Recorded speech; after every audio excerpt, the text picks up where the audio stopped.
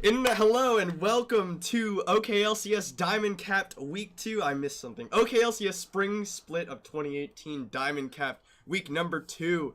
I'm Alex HNA2. Alex HNA22. I have to. That one's actually kind of hard because I had to say 2 twice. Yeah. And joining me is Benjamin Beniona Morales. Once again, we're here to cast our 5 this week Diamond Cap games. We didn't have a patch this week. 5. Yeah, all 5. And our first game of the night is going to be between Reign of Kings and Wadu Heck Gaming. And so, without further ado, I'll go ahead and jump us into that one. Now, we know you're on Reign of Kings. Yes. Reign of Kings, they're coming off of a loss to Sky Zero in Week 1 and probably the most anticipated. Yeah, the most anticipated, fairly close game. And then Wadu Heck was not streamed last week. But they did take a victory But they did win versus GSM, Gecko Slammer, Armageddon last week. So, they are, I guess, coming off of a win, you know, they got the trying momentum. to ride the momentum into this.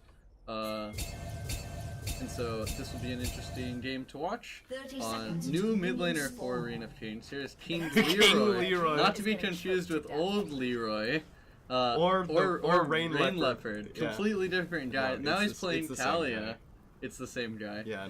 For anyone who's actually confused, it is the same guy. And then I guess let's talk about some of Wadu Heck and some things that I've heard about them, I guess, and I've also experienced because I've now played against them. They have a very aggressive jungler to, you know, mix in the player pool of Oklahoma. There tends to be a lot of those aggressive style junglers. Kind of like Teen Mowgli, kind of like Crazy Clown, but I know he's not playing anymore. But yeah, now there's a Player 1. Player 1. What an excellent summoner name. And then there's the other players of Wadu Heck. Time for Miracle playing ADC Tristana this game. Weeaboof on Lulu support. TF is this. Who I believe is their captain. Yeah, the team captain. And then BK13 on the Gangplank on the top lane. So let's talk about some interesting things we see in this game. We do see Hostega now, they're featured on screen for a bit, playing the Kindred against the Elite. 2 champs which, you know, we don't normally see kind of like the tier 3 junglers, I guess, of the like meta. And so if you watched my cast of Platcap last week, you know I think Kindred's an alpha champion. But oh jeez. Hastega, we'll see how he does on it. I've heard that there are good things for Reign of Kings coming out from Hastega's Kindred. So we'll see if he can make it work in this game. And then in the bot lane, we see Sickling Baby once again this week on the Zyra Rakan. They level 2 acquired for Time for Miracle and Weeaboof though. Push them back a little bit at least. Yeah, they're versus the Lulu Tristana lane, so they will scale it kind of about the same, but Tristana tends to have a better range to the late game, have an easier time in team fights, whereas I have to get a little bit more close, and that's kind of difficult to do against the Malzahar, right? Yeah. For the side of Reign of Kings, we do see in the top lane Beniona on Gnar against the Gangplank, which is traditionally like one of the only things you can pick into Gangplank that isn't just like feeding the lane. You want to put the pressure on that. Yeah, you want to pressure the Gangplank, pair them up with a jungler that can dive him or make some plays on against him in order to punish that weaker Tristana. Choking her dragon so that the fire comes out. That's animal abuse. Constant back and forth here in the bot lane. So speaking of that, in the top lane, you know, you'd actually expect to see the Elise on the side of the Reign of Kings in order to make those successful dives happen for the top side. Well, instead they let the Kindred, which I guess can make some dives happen with her XP damage and with the Sacred Ground. The Lamb's Respite. Yeah, the Lamb's Respite to make sure that to get outside of a tower dive, taking an extra few tower in general, Elise is good for the early dives because she has so much of that burst damage. Because she has the repel to drop tower aggro, she can just tank it first. It's kind of like having a stopwatch already, and you get your second stopwatch. Because everybody takes stopwatch nowadays. I'm actually surprised that Sickly doesn't have a stopwatch. I feel like stopwatch is a staple for a lot of AD carries just in general. Yeah, because it gives you that extra, you know, boot scold you don't have to worry about, and then it gives you that, oh no, I'm gonna get jumped on by whomever. Just stopwatch, it saves you one time. Yep, a little get out of jail free card. We do get to see actually, before the last two go away, Leroy chose to go the minion dematerializer in his inventory in order to keep his push up. And then in the mid lane, we briefly glazed over it, but it's TF is this on Malzahar versus King Leroy, who's looking to use the Talia pressure, level 6, to make some plays in the side lane. Which I think is a really good pick, because you have the gameplay that you want to punish, and then you have the Rakan who needs to make plays, paired up with a mid lane champion. You kind of skip the laning phase by showing the opponent so reliably, coupled with the minion dematerializer. It makes a good choice in the pick ban draft. I think minion dematerializer on these push heavy mid laners like Talia, for example, makes a lot of sense. There was actually an article about it on Reddit on how pros are using minion dematerializer. That one came out. They're gonna jump onto BK because here's Hastega. He's gonna flash away, couldn't get the slow onto him. Hastega's gonna look for it now. There's the slow. 3 autos from the Kindred, will be a lot of burst damage. Beniona is gonna flash for the wallop. Hastega picks up first blood for Reign of Kings, and Beniona will survive the tower dive. No stopwatch necessary because he didn't have it. Yeah, no stopwatch. He kept him before 6 minutes, so he could not stopwatch any of the damage. There you got to see the Hastega just picking up a bunch of long swords and going for that top lane gank. Now he gets to aggressively invade because there's no top laner to really collapse on him on the invade. He is spotted. He will potentially get collapsed on by TF as this in player 1. Flash forward for the Nether Grasp, but King Leroy is here. He doesn't have the seismic shove, so TF as this is full ultimate channel. Player 1 knocked away, but Beniona's on the other side. They're looking for TF as this. He's going to use the stopwatch, but to very little effect. Beniona will hop on him for the kill. Back in favor of Reign of Kings. King Leroy now follows with the Weaver's Wall, but he forces the flash out from player 1. BK on his way in from the other side. A very actionless game just explodes at the 6-minute mark. As TF as this is forced to use both suns and his stopwatch and his ultimate. Not going to be a champion for the next 60 seconds, 6 minute and a half of the game. A lot of resources used for the side of Vladimir, and 2 kills picked up for Reign of Kings, and 1 kill picked up for Hastega died there with very little options against the Malzahar. Yeah. Another grasp ignite combo. A summoner has Sickly quickly drop hacking his way out of Drop this game. hack. He's back There was up. a pause. There was a pause during that point. We just don't get to see it on the replay.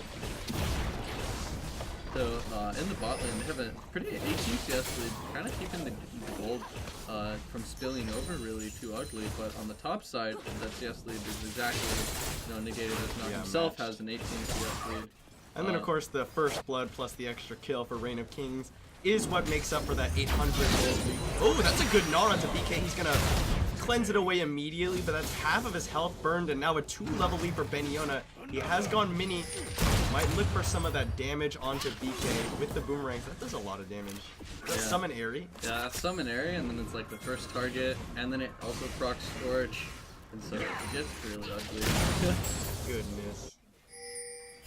Time for Miracle and Weeaboo have been continuously pressuring Sickly and Baby Fufu in the bottom lane, getting zoned away from their own wave at this point. Yeah, you gotta call down that Kindred in order to make something happen, because if the volley continues to go as it is, you can expect Weeaboo and Time for Miracle to just run away with this game in the later stages of the game. Beniona is putting a lot of pressure onto BK in that top lane though. Hastega hanging around that area. I think they're getting ready for a dive onto BK, and of course it is a gangplank, very easily dove champion. They're trying not to let him get away. There's the slow from Hastega. He's gonna pop the cannon barrage. There's a big bit of damage and the stopwatch popped, and Hastega just gonna walk forward and pick up that kill. No problemo. 2 kills for Hastega's Kindred. Malzahar and Elise are coming around the side of the top lane. Going to try to pick up something off That repel forward, there's the blue spot on Hastega, and he's forced to use his Lamb's Respite. He's trying to put out what damage he can, and then hops away. He doesn't get the heal off, and the Nether Grasp being used onto Beniona. That's a lot of damage, but he's got the Ignite, and Beniona is able to double hop out. A little bit,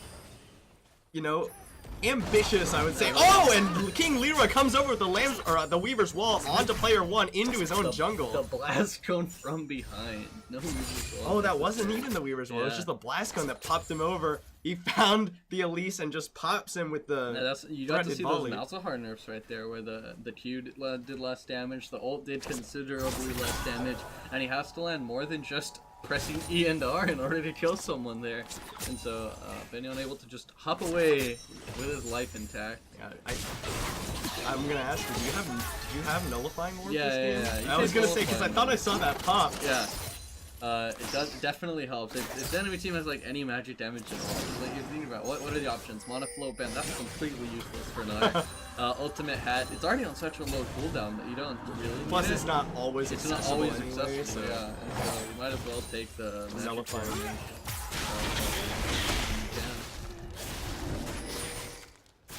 So that'll be a strong 4-1 start for the side of Reign of Kings. A lot of the kills centered around where Stadium has been this game. You know, Yeah, he's 100% kill participation. previously we've talked about Stadium, you know, on that Zap, you know, not really doing anything for him as we did, but then coming through in the team fights. Well, this game it's completely different on Stadium, setting all of his lanes to succeed in the top lane and mid lane. And it's kind of like islanding bot lane.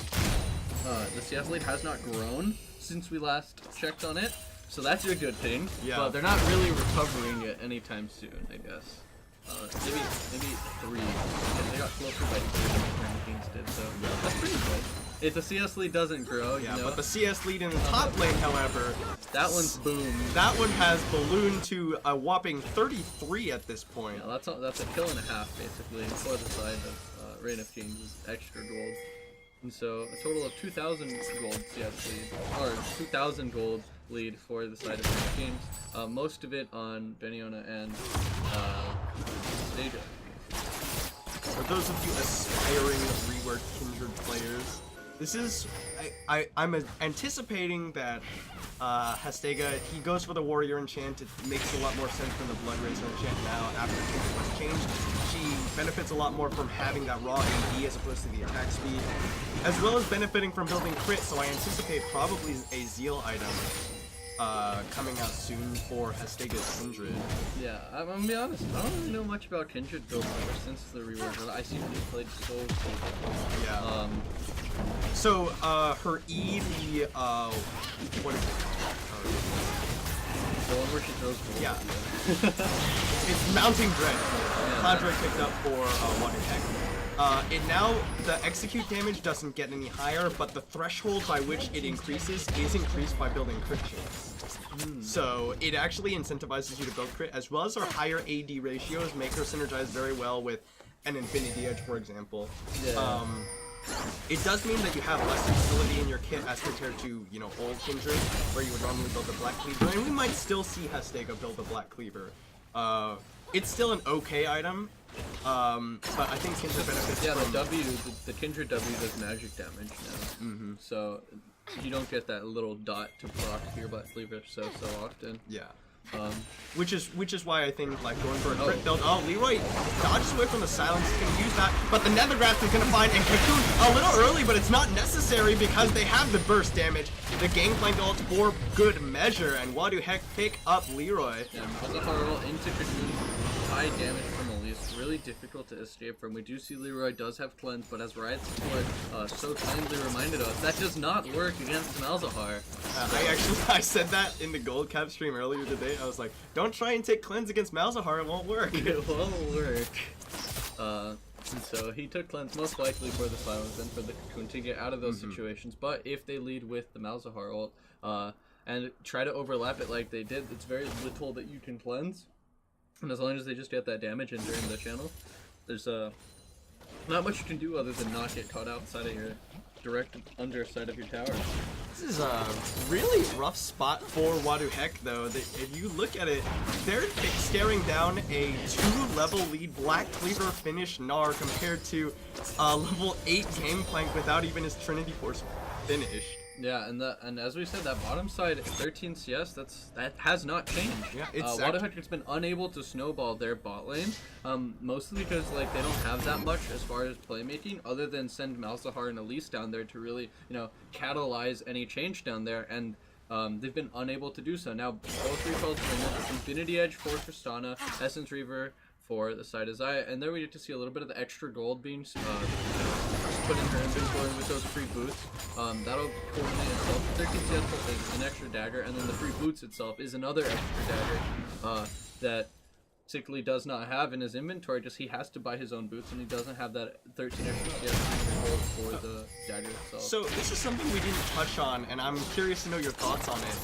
Time for Miracle barrier, while his support is the one who took heal in this lane.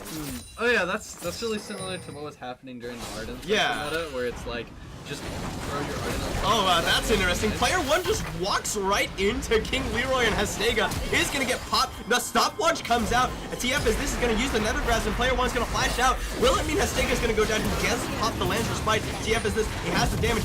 Player 1's gonna get the heal. Hastega flashes out. The ignite comes out. Flash, and there's the parlay from BK to pick up the kill. Flash forward parlay from BK. That's the status. He fails to Q over the wall and has to flash over to get away from the extra mouse hard damage. Oh, there's the Weaver's Wall being used as Beniola hops forward. TF is this, now running back towards his tower, but he's going to be going down, and Beniola picks up the kill with a hyper proc. Sickly and Baby Fufu in the meanwhile got some free time with that tower, and now they're shoving in a 2v1 against Time for Miracle because Weeaboo is not yet here. Tower is going to go down in favor of Reign of Kings, and that will be 2 towers to 1 in their favor, unanswered by Wadu Heck, but Time for Miracle, he got some good damage onto Sickly. Beniola taking up the tower as he knocks his head into it as a Mega Gnar. Knocks his head right onto it. Yeah, we got to see Lulu there. Went up to try to help out her teammates, but the Weaver's Wall cut her off, and yes, it did fall to Beniola and King Leroy, and while that was happening, a tower managed to fall bot lane, and with the death of TF is this, nobody's there to clear the mid lane wave. That tower also fell, so 3 towers for the side of Reign of Kings. Now just the Herald is up, and hopefully they use that to bust a secondary turret. Wadu Heck unable to really capitalize on their bot lane lead. Yeah, and caught in transit. Time for Miracle has lost essentially his lead in the bottom lane. Yep, just gone just like that. If you're not able to, if you create those leads but don't do anything with them, you know, you might as well not have one. And we get to see now, everyone pretty much just zeroed out bot lane. Reign of Kings to pick up the tower. But 50 CS now in the top lane. Oh. BK is not having a good time this game. He finished his Triforce, so at least he can farm now. He got past the level 7, right? So that's the important one for gameplay. But then next up is level 13, and then you can really start team fighting with him. Beniola has not completed the Frozen Mallet. Once you complete Frozen Mallet, this matchup gets really, really ugly. Because then it's like, what just do you chase him down. Chase him down with the Hyper Procs and the constant slow from the Frozen Mallet. And then, you know, what exactly is Gangplank gonna do? You can cleanse one slow, it's instantly reapplied. You don't have any CC to push the Gnar away. It just gets really rough.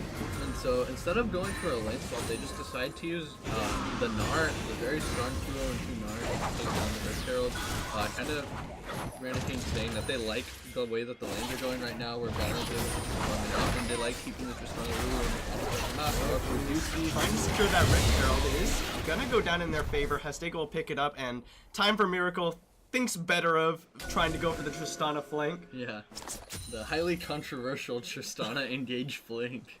Yeah, you know, you just rocket jump and Buster Shot someone into your team. Buster Shot flash. Guys, I'm Lee Sin! And then just instantly die because you're an ADC, and what are you doing right there? Alright, however, Wadu Heck themselves have the block. Hastega jumps in onto player 1 because they flash for the knockup. Baby Fufu goes in for the engage, and player 1 gets caught.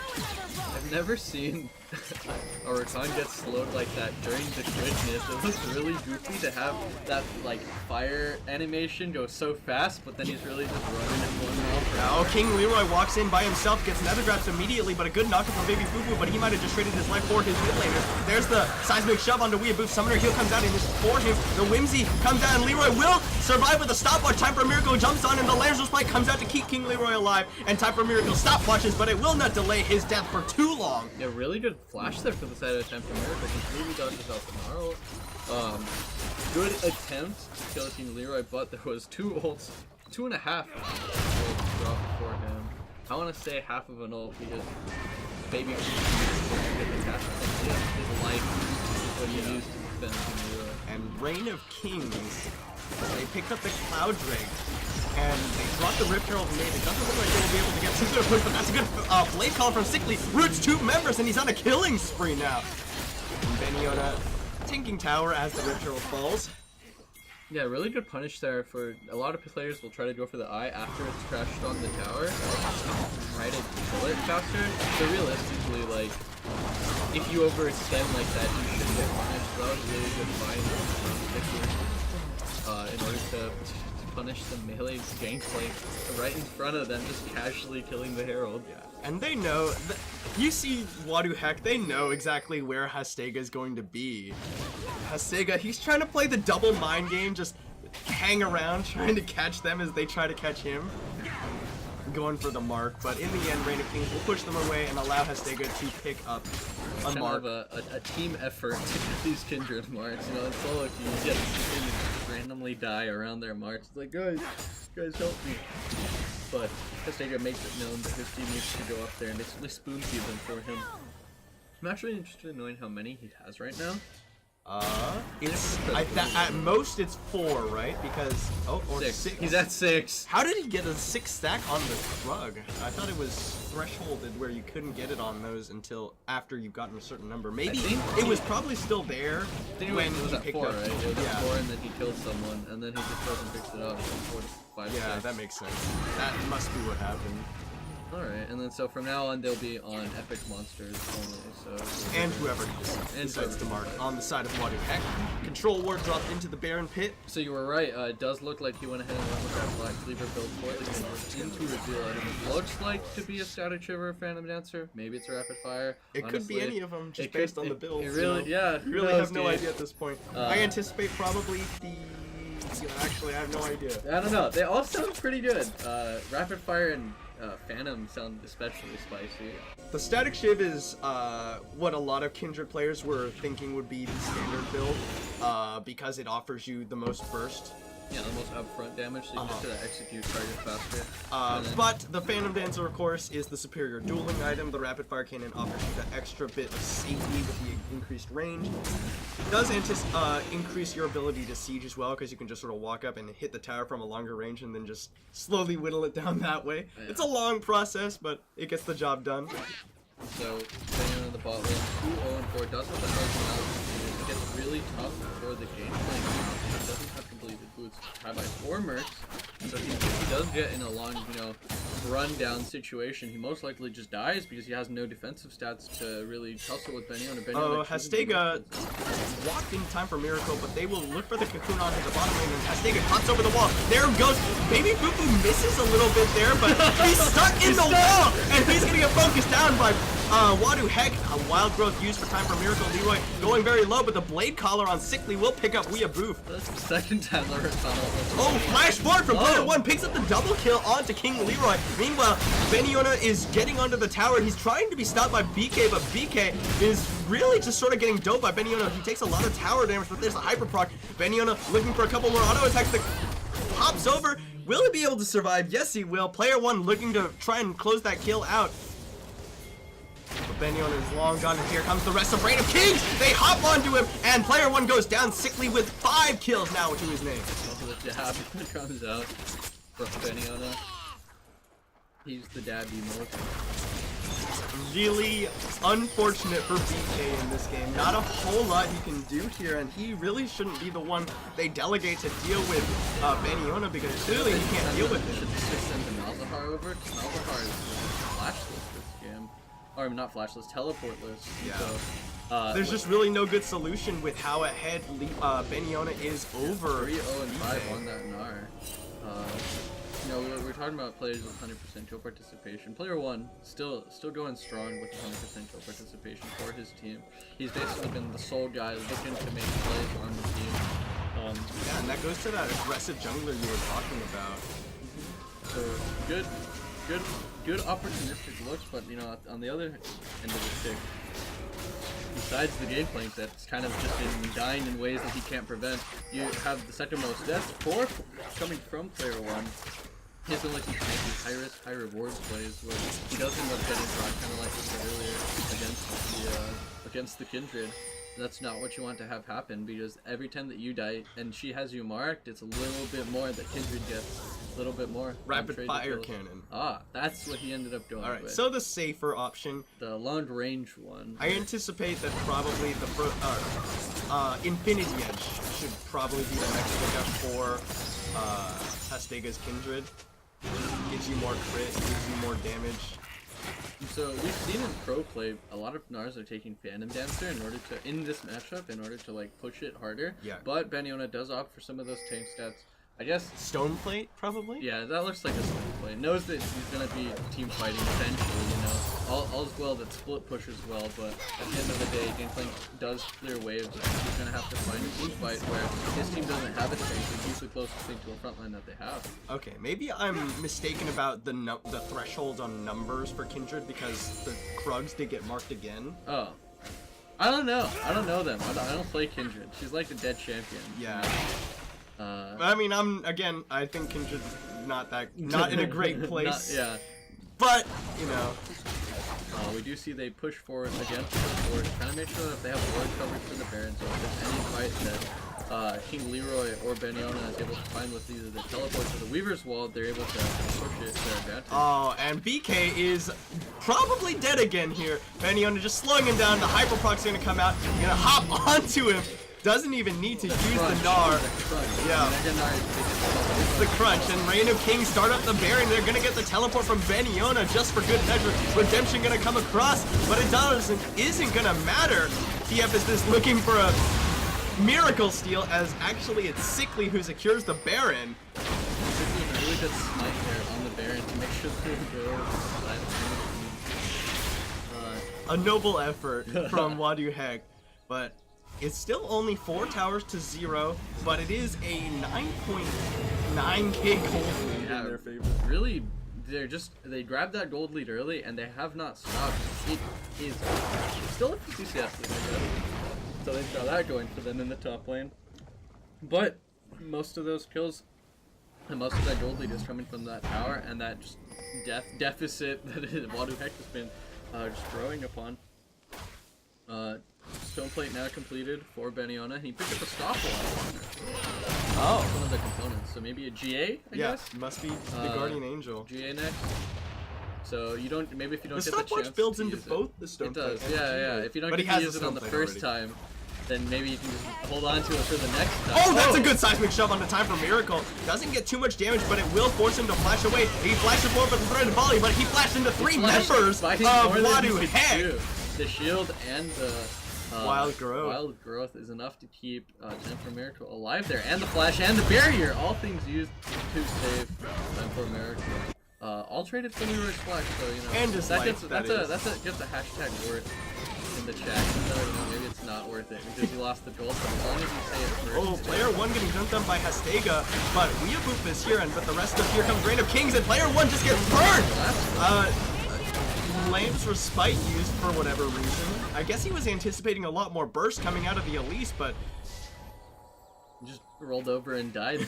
Some. Oh, TF as this flashes. That's a good QSS from Sickly, basically instantaneous. Yeah, the QSS and the ult backwards from Sickly. He really pressed all of his panic buttons just to get out of there. It's kind of like, oh, he made a good play. Oh, then he made a somewhat silly one, but it worked, you know. The Baron buff used there for Reign of Kings to take down that tower. It's really difficult for wave champs like Gangplank to clear all the minions when like Camelias get like 9 times tankiness against champions. One barrel does not cut it anymore, and so we do see that will be the last of the secondary turrets to fall for the side of Wadu Heck. All of Reign of Kings towers still alive. We will next see how they crack the base. And sometimes a lot of teams get stuck on this inhibitor versus wave third champs like Malzahar, like Gangplank. It'll be interesting to see the way that Reign of Kings decides to go about this and break open the last base. They just keep on having Banyona continue to pressure because it takes at least 2 people to deal with him. They can't leave PK alone or else they'll just get doped. Slowly but surely. Leroy now getting jumped on by Time for Miracle, but Baby Fufu looking for the engage, doesn't choose to go for it. The rocket jump out from Time for Miracle will dissuade that.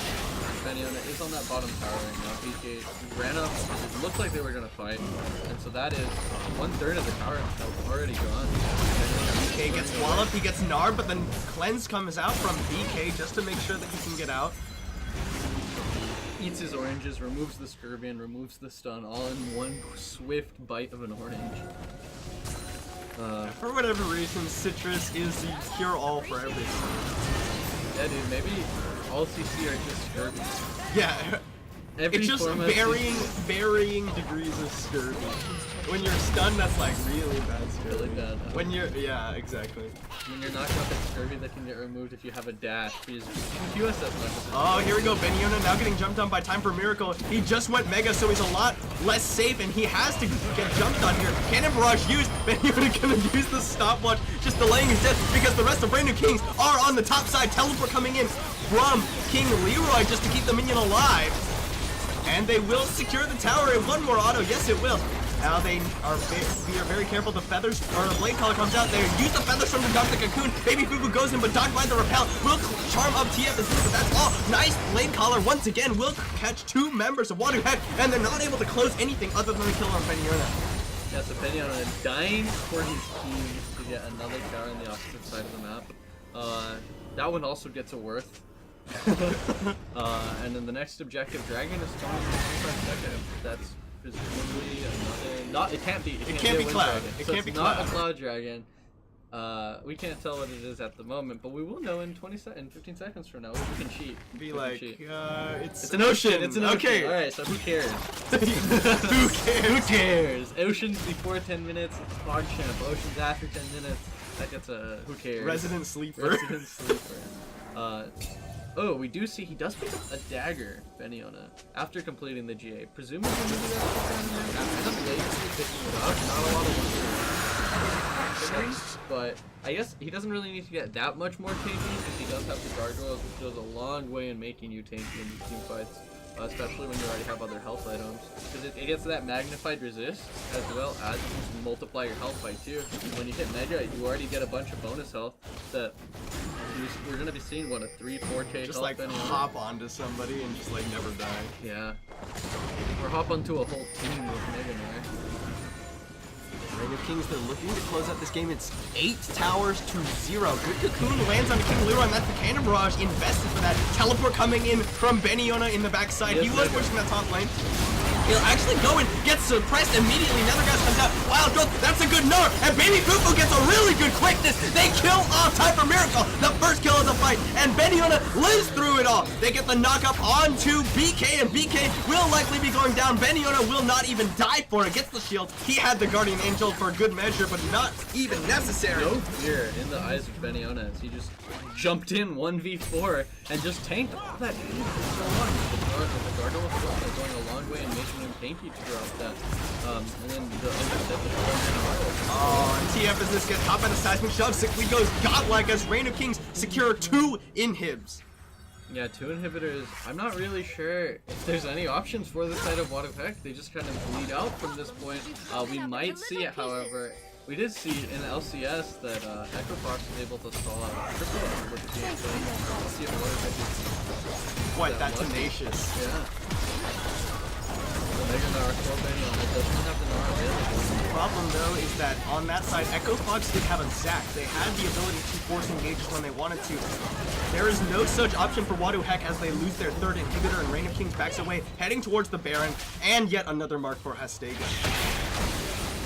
Yeah, really clean and efficient snowball from Reign of Kings. Not looking like they did last week, where it was just a throw after throw for the lead that they had developed. And now we will see how they decide to go about the pair. Not all of them recalling at once. We do see that Baby Fufu and Sigley have decided to stay around to see if Wadu Heck decides to go for a Baron here. They do get, normally a lot of teams will do a 5-man. Uh-oh, there's a BK getting isolated and taken out in a bad situation. Sickly is gonna get the explosive charge, but double kill goes over to Hastega as the redemption lands. They pick up Weeaboo. And Beniona looking for it. He's gonna get the spell shield off of TF as this, and that means the knockup for double kill goes over to King Leroy and Reign of Kings. They decide they don't need the Baron anymore. They're gonna get onto the redemption. Everyone burns all their abilities because they know the game is over. The surrender comes through from Wadu Heck, and Reign of Kings go 1-1. In the second week of OKLCS. Yep. Really nice snowball. Final score 21-7. Did anyone keep their 100% KP? Nope. No 100% Not KP quite. here. Not quite.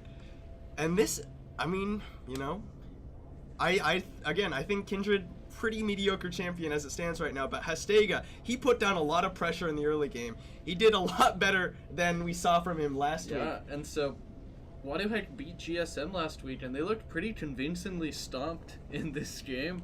Player 1, although we did say he was an extremely aggressive jungler, didn't really do quite a lot of aggressive jungle plays. It was a lot more, you know, finding those correct punishes from Reign of Kings, you know, with the Malzahar against Leroy when he was out warding where he should not have been. But other than that, they just kind of fell from the lanes in, especially in the top lane where Banyana just like repeatedly just solo kill / pressuring BK13 this game. And I mean, player 1, he did have some good plays, some plays that were good but not good enough to get them back into this game. And I wonder if maybe if he had been able to snowball a little bit harder. He went for the Rylai's Crystal Scepter as his second item, which is not a very high damage item for the Elise. It's more utility and trying to set up usually other skill shot champs, but he doesn't have quite a lot of those on his team, right? He has the point and click So I wonder if that might have been something that might have shifted the game the other way. And I guess we'll never know, but that will be the first game of Diamond Capped over and done with. We're going to take a short break before we get into the second game. Thank you all so much for watching, and we'll see you in just a few minutes.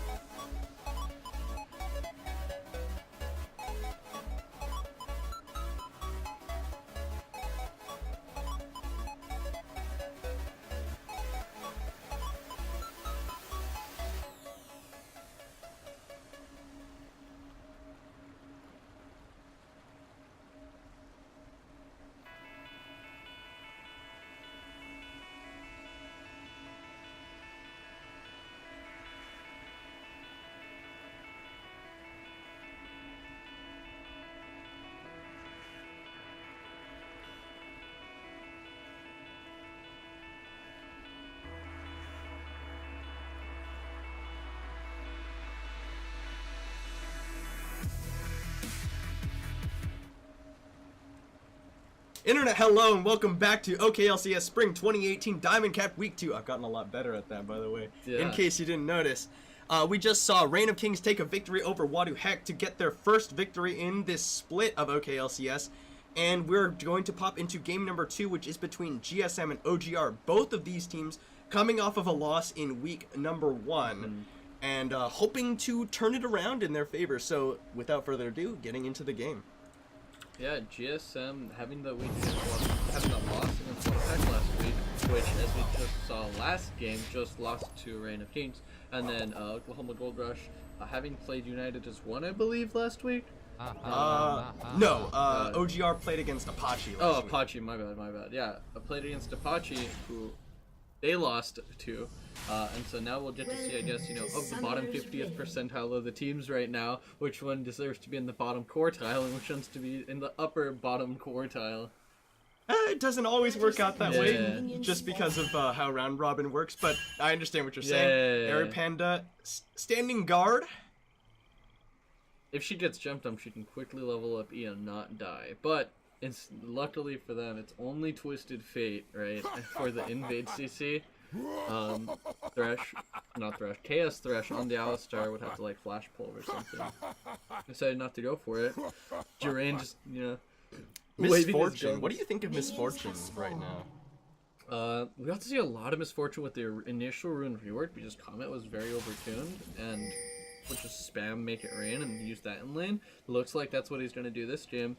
But up against the plethora of tanks that dominate the meta right now, Well, this game, luckily, it's just Nunu. Yeah, and it's true. I think that, at least in this draft, it looks pretty good. Considering that you're the team with the more CC in the tanks, right? Like, you can always look for a multi-man launch from a Mechanical Reaper into an for, like, a gold card.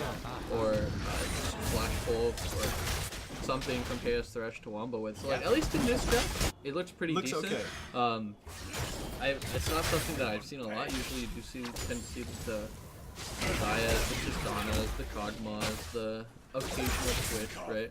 I think that's more of a why would you pick Misfortune when Twitch is a thing, rather than why would you pick Misfortune in general. Because I do think she has her strengths. She's pretty lame right there, as you saw with the double up, doing a just 4th of Mystic Decay's health. I want to talk about what we expect, I guess, to see from both of these teams, right? So iCollector is on the game playing thanks to the Shen. Mechanical Reaper does play a lot of Shen, which does open a lot of interesting draft situations where you can kind of use it as a flex pick, both support and top. Although support, it's a little bit weaker after the Aftershock changes, right? iCollector got the counter pick in the top lane, which hopefully gives a lot of money up. Already has a money back and an extra mana potion generated.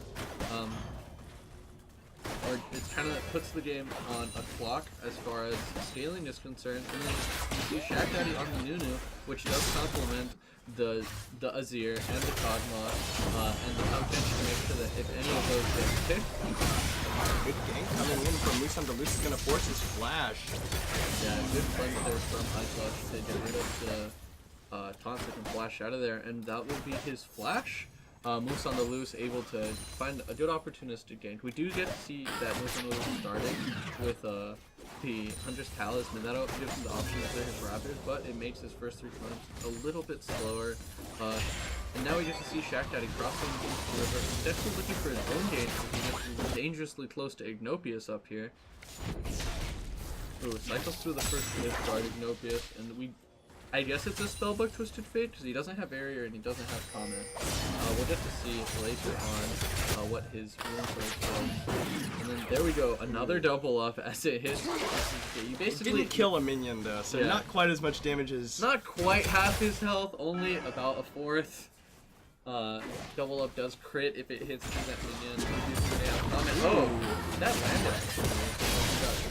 Yeah. Right out of that. So at least a good reaction to American if he's Mystic Decay saved. GSM criticized for their bot lane, generally tending to be weaker than their solo laners, and sometimes dragging. So I'm glad to see Oklahoma Gold Rush at least taking an aggressive bot lane, which does look to make plays. Chaos Thresh misses up the quite make plays if you knock him under tower. But Duran is finding those aggressive views. onto Mystic. Mystic, you know, trying to do his best to keep up on farm, is 10 CS down at the 2-minute mark. That's kind of rough. But, you know, in the mid lane, you got the exact opposite where you have Jack up 10 CS against Ignopius on Twisted Fate. I know there was this post on Reddit about how Apto thinks that Twisted Fate has no counters at the moment, as long as you ban Kha'Zix. And so there's no Kha'Zix in this game, so Ignopius should, according to Apto, be looking to have a really good game. He's also pushing the Materializer to try to shove in Jack, but as we see there, Jack was able to get the clip and will be coming back to lane. Able to purchase, instead of what we usually see the Lost Chapter, he's going for the Fiendish Codex for the extra reduction early. Maybe that means he'll go out of mana. Yeah, he looks like he's building a Natural Streak instead of Umbrellas. And so doing so will make his mana pool a little bit more limited. We're going to be seeing if Shaq Daddy can claim some blue buffs for his team. Reaper is getting pressured pretty hard by Clutch's gangplank. Yeah, he does. Surprising to hear when you get pressured by a gangplank in the early game. No Sheen yet. And so that means that he's definitely finding some very good barrels. Usually a Shen, you'll want to, you know, try to utilize the shield that you get on all of your abilities to block some of that early Q damage, and you want to use your W, the Shadow's Refuge, Spirit's Refuge, in order to, you know, tank some Qs when your shield's not up. And in doing so, you know, maybe he does get a little bit more money, but at least you're able to, you know, have a here's a gank, flash gold card, cleansed immediately by Jack. He's gonna flash under his tower and escape from that gank from loose on Deleuze, but pretty close there. Yeah, that is the flash burn by Ignopius though, so.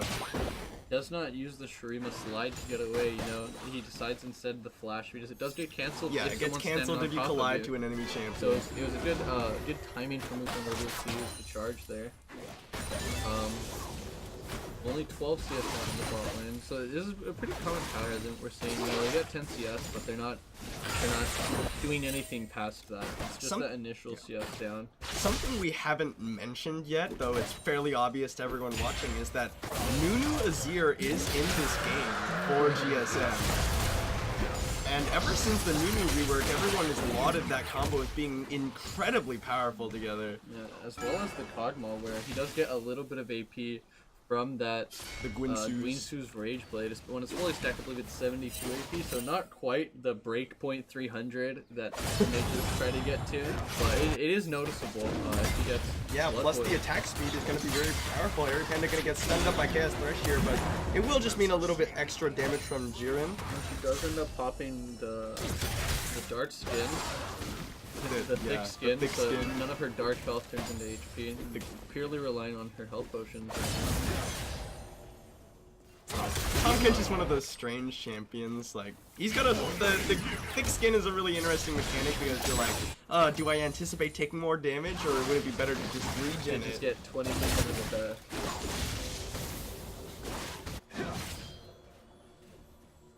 Alright, Mechanical Reaper has successfully recouped a little bit of that CS discrepancy.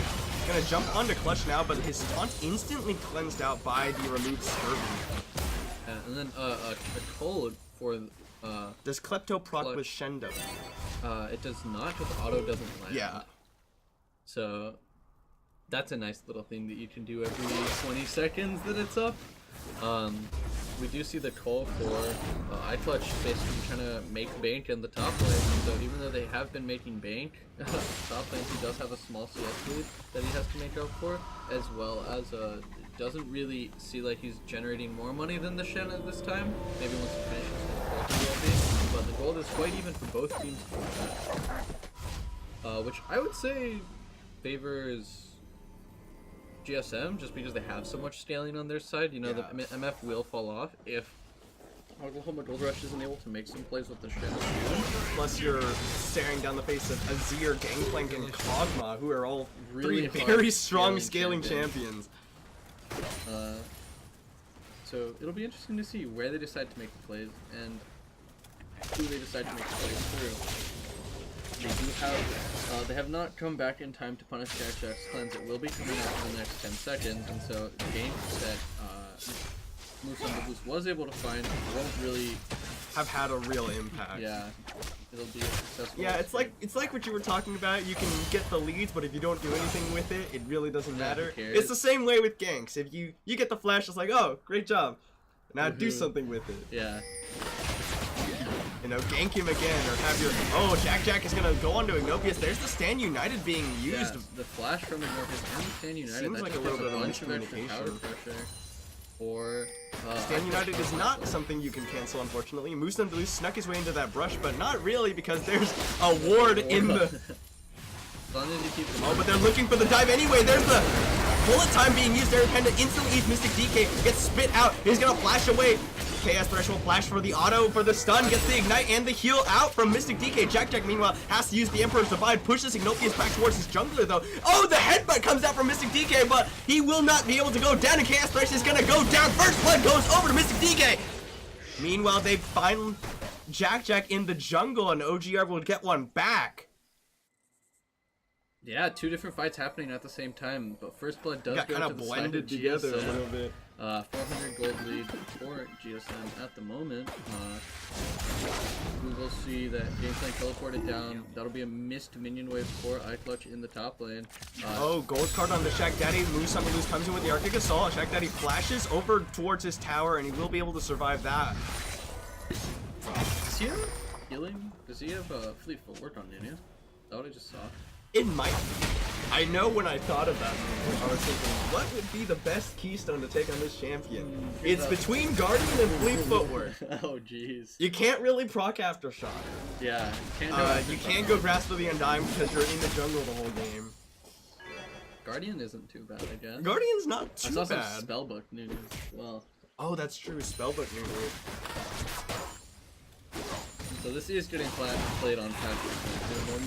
No more silly builds like we saw some last week. I mean, we really shouldn't have seen We shouldn't have last seen week, any, but for sure teams know, hey guys, let's not go Spellbook on ADCs anymore. Or So that's Relic Shield. or Relic, yeah. Spellbook is still good. I think so, yeah. They haven't changed the CDR. That one's just on the PvE. But no more Relic Shield on the ADC. I look forward to the Says Spellbook Durain. nerf. They said that they might introduce Revive and a few other like Oh, a few other summoner spells that have died. what are the other ones? Garrison? Garrison. I think that there's the one that makes you bigger. I forget what it's called. It's like Enrage or something. Oh man, those trees are starting to hurt towards the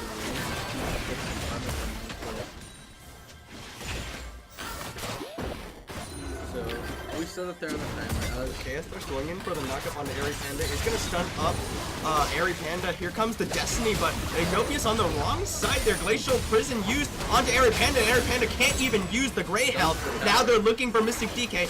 Ignopius goes for it. He's gonna pick up Tower Aggro on here. Shaq Daddy. Mystic DK will go down, and Cathian Surprise is available. Ignopius getting pretty low. He will not go down. There's Shaq Daddy's ultimate actually gets interrupted immediately.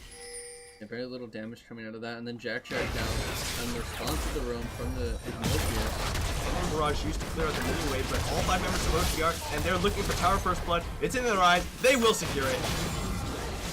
Yeah, looks like a pretty good proactive plays from the side of Oklahoma Gold Rush, able to punish that Kog'Maw. Or Good Diamond. Oklahoma Rush. Diamond. Good That's Diamond right. Rush, That's yeah. right. It's Oklahoma Diamond Rush.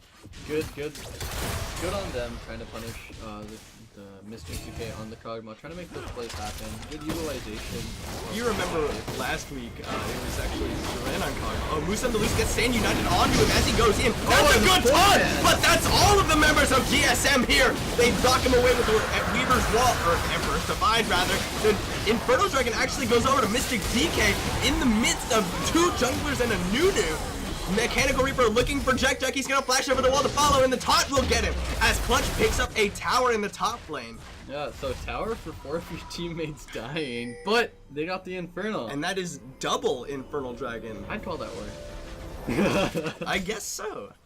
There's, you know, it's hard to call. It depends on how fast OGR can close out this game before the double Infernal and the rest of GSM's composition comes online. So that would be a tower for top lane. Still has not completed his Triforce. iClutch is probably lacking at least 800 gold on that. 30 CS left on his coal. Once that coal number reaches 0, once he gets that Triforce, you will start seeing him be just a nuisance for this Shen to deal with. Because I don't think that, although the Shen is 1-3-0 right now, he'll be able to keep up items and the damage that the Gameplane's going to be able to pull out. Gameplane traditionally a really nice pick against these tanks because just the sustain alone is enough to kind of like skirt around the tanks and building up massive amounts of gold lead.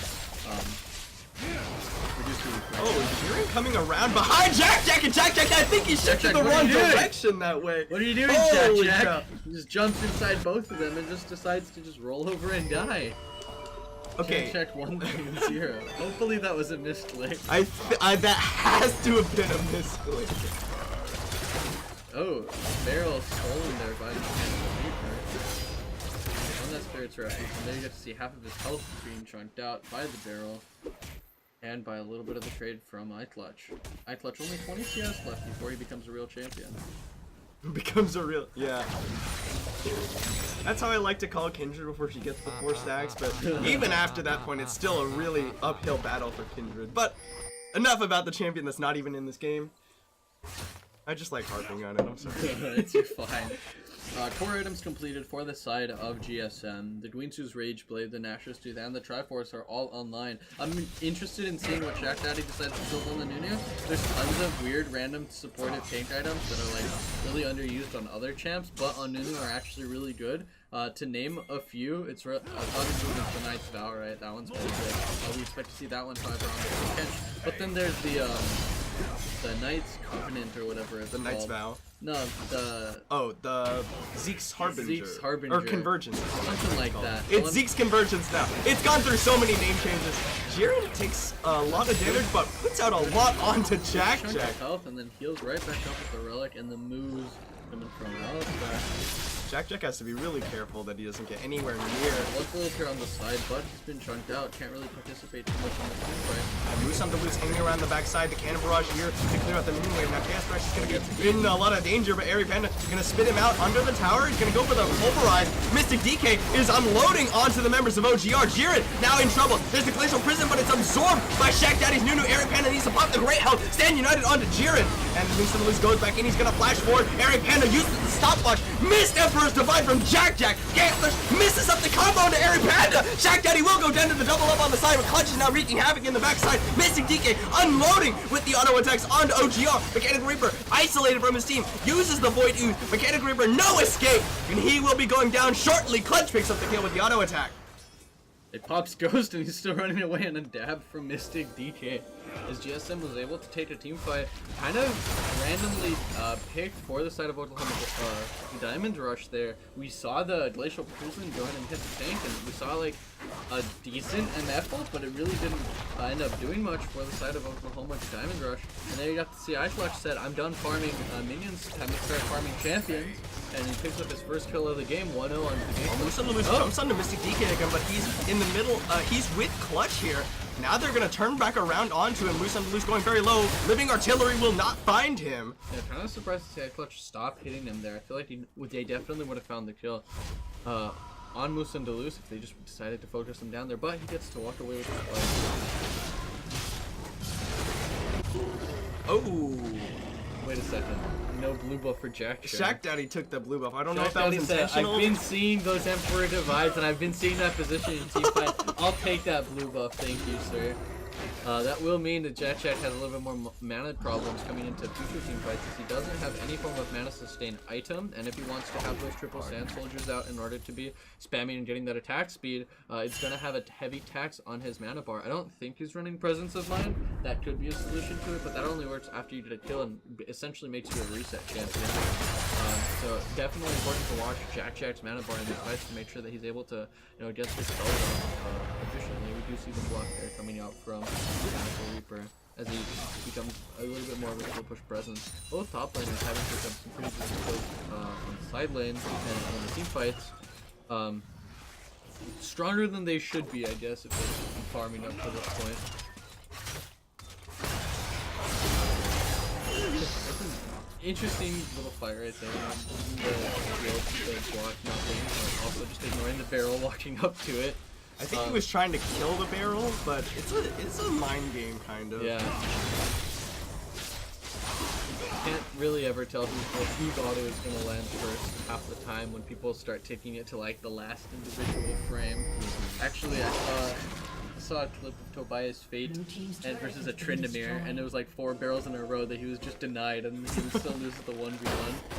It kind of feels like that sometimes when you're playing Gangplank, where it's like you set up all these beautiful barrel combos in your head and none of them come to fruition. GSM now being pushed back towards their tower.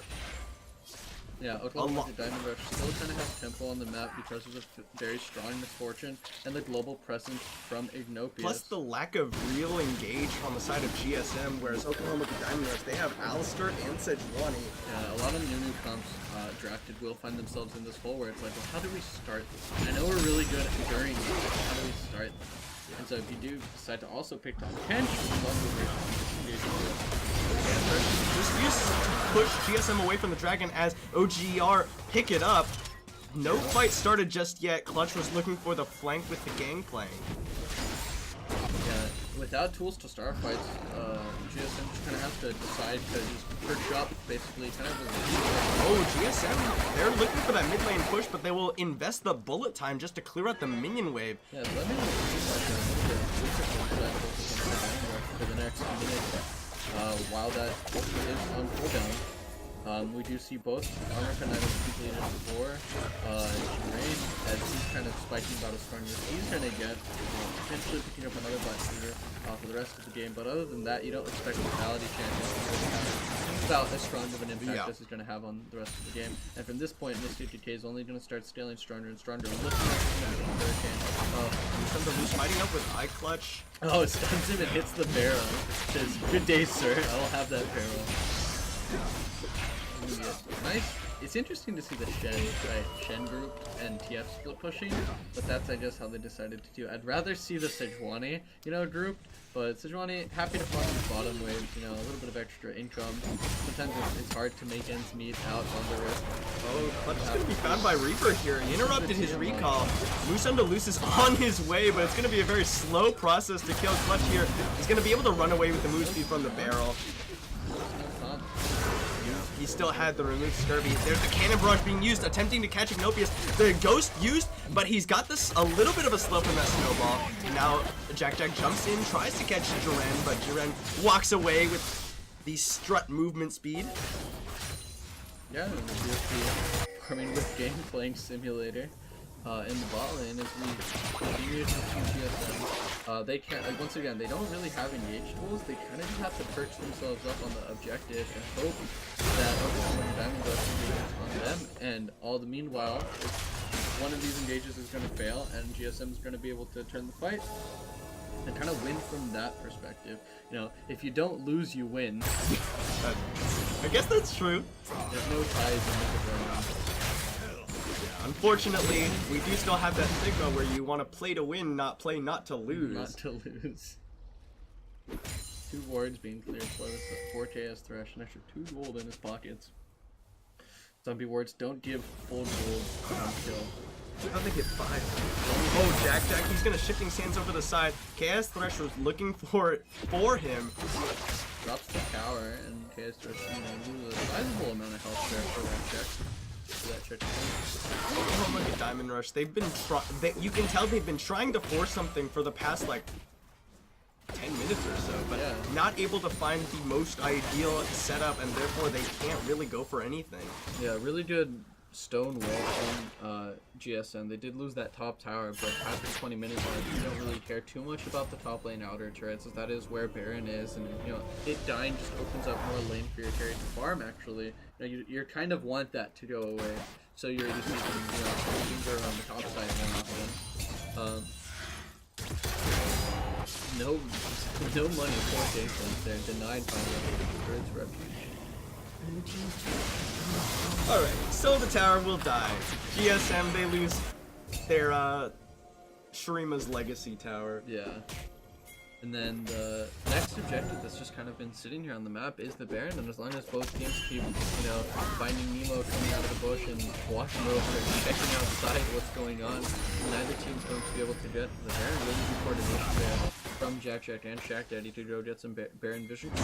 But they're gonna get cut off from their own tower here. The stand united on the cast first, but he messes up the combo again! There goes Ignopius in the middle of the fight. The Glacial Prison being used by Shaq Daddy using the Absolute Zero as a zoning tool. Now, OGR are on the retreat out the backside. Clutch is there. He's already invested the Cannon Barrage, and nobody will go down. Yeah, so not a clean engage from the side of OKLCS. GSM able to successfully just kind of walk away. Yeah, but as fast KS as they Thresh, can. that's the third combo he's messed up. Flash in from Moose onto Loose. He's gonna get the slow, but they can't close out anything. Though Stun will land, but Shaq Daddy not even gonna be using on it.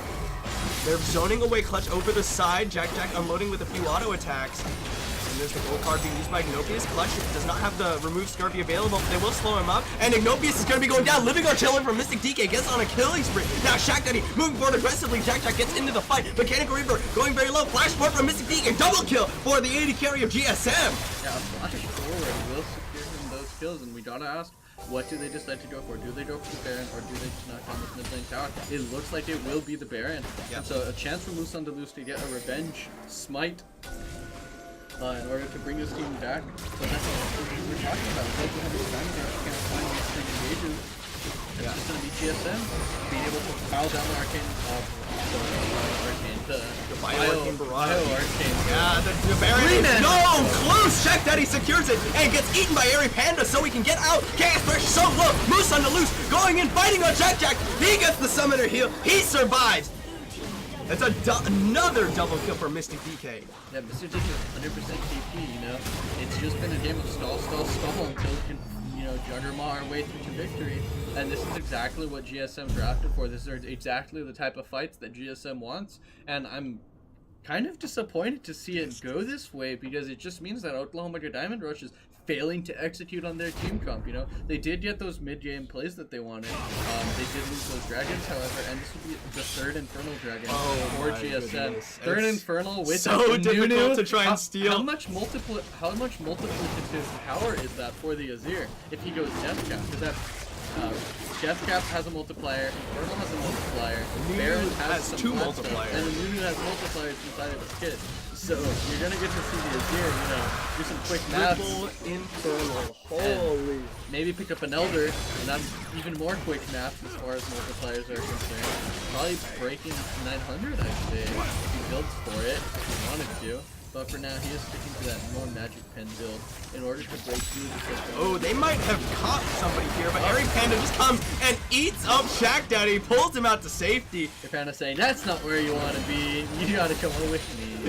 So a lot of you have to see the single target pick from Symphony isn't enough in favor of Tom Kench.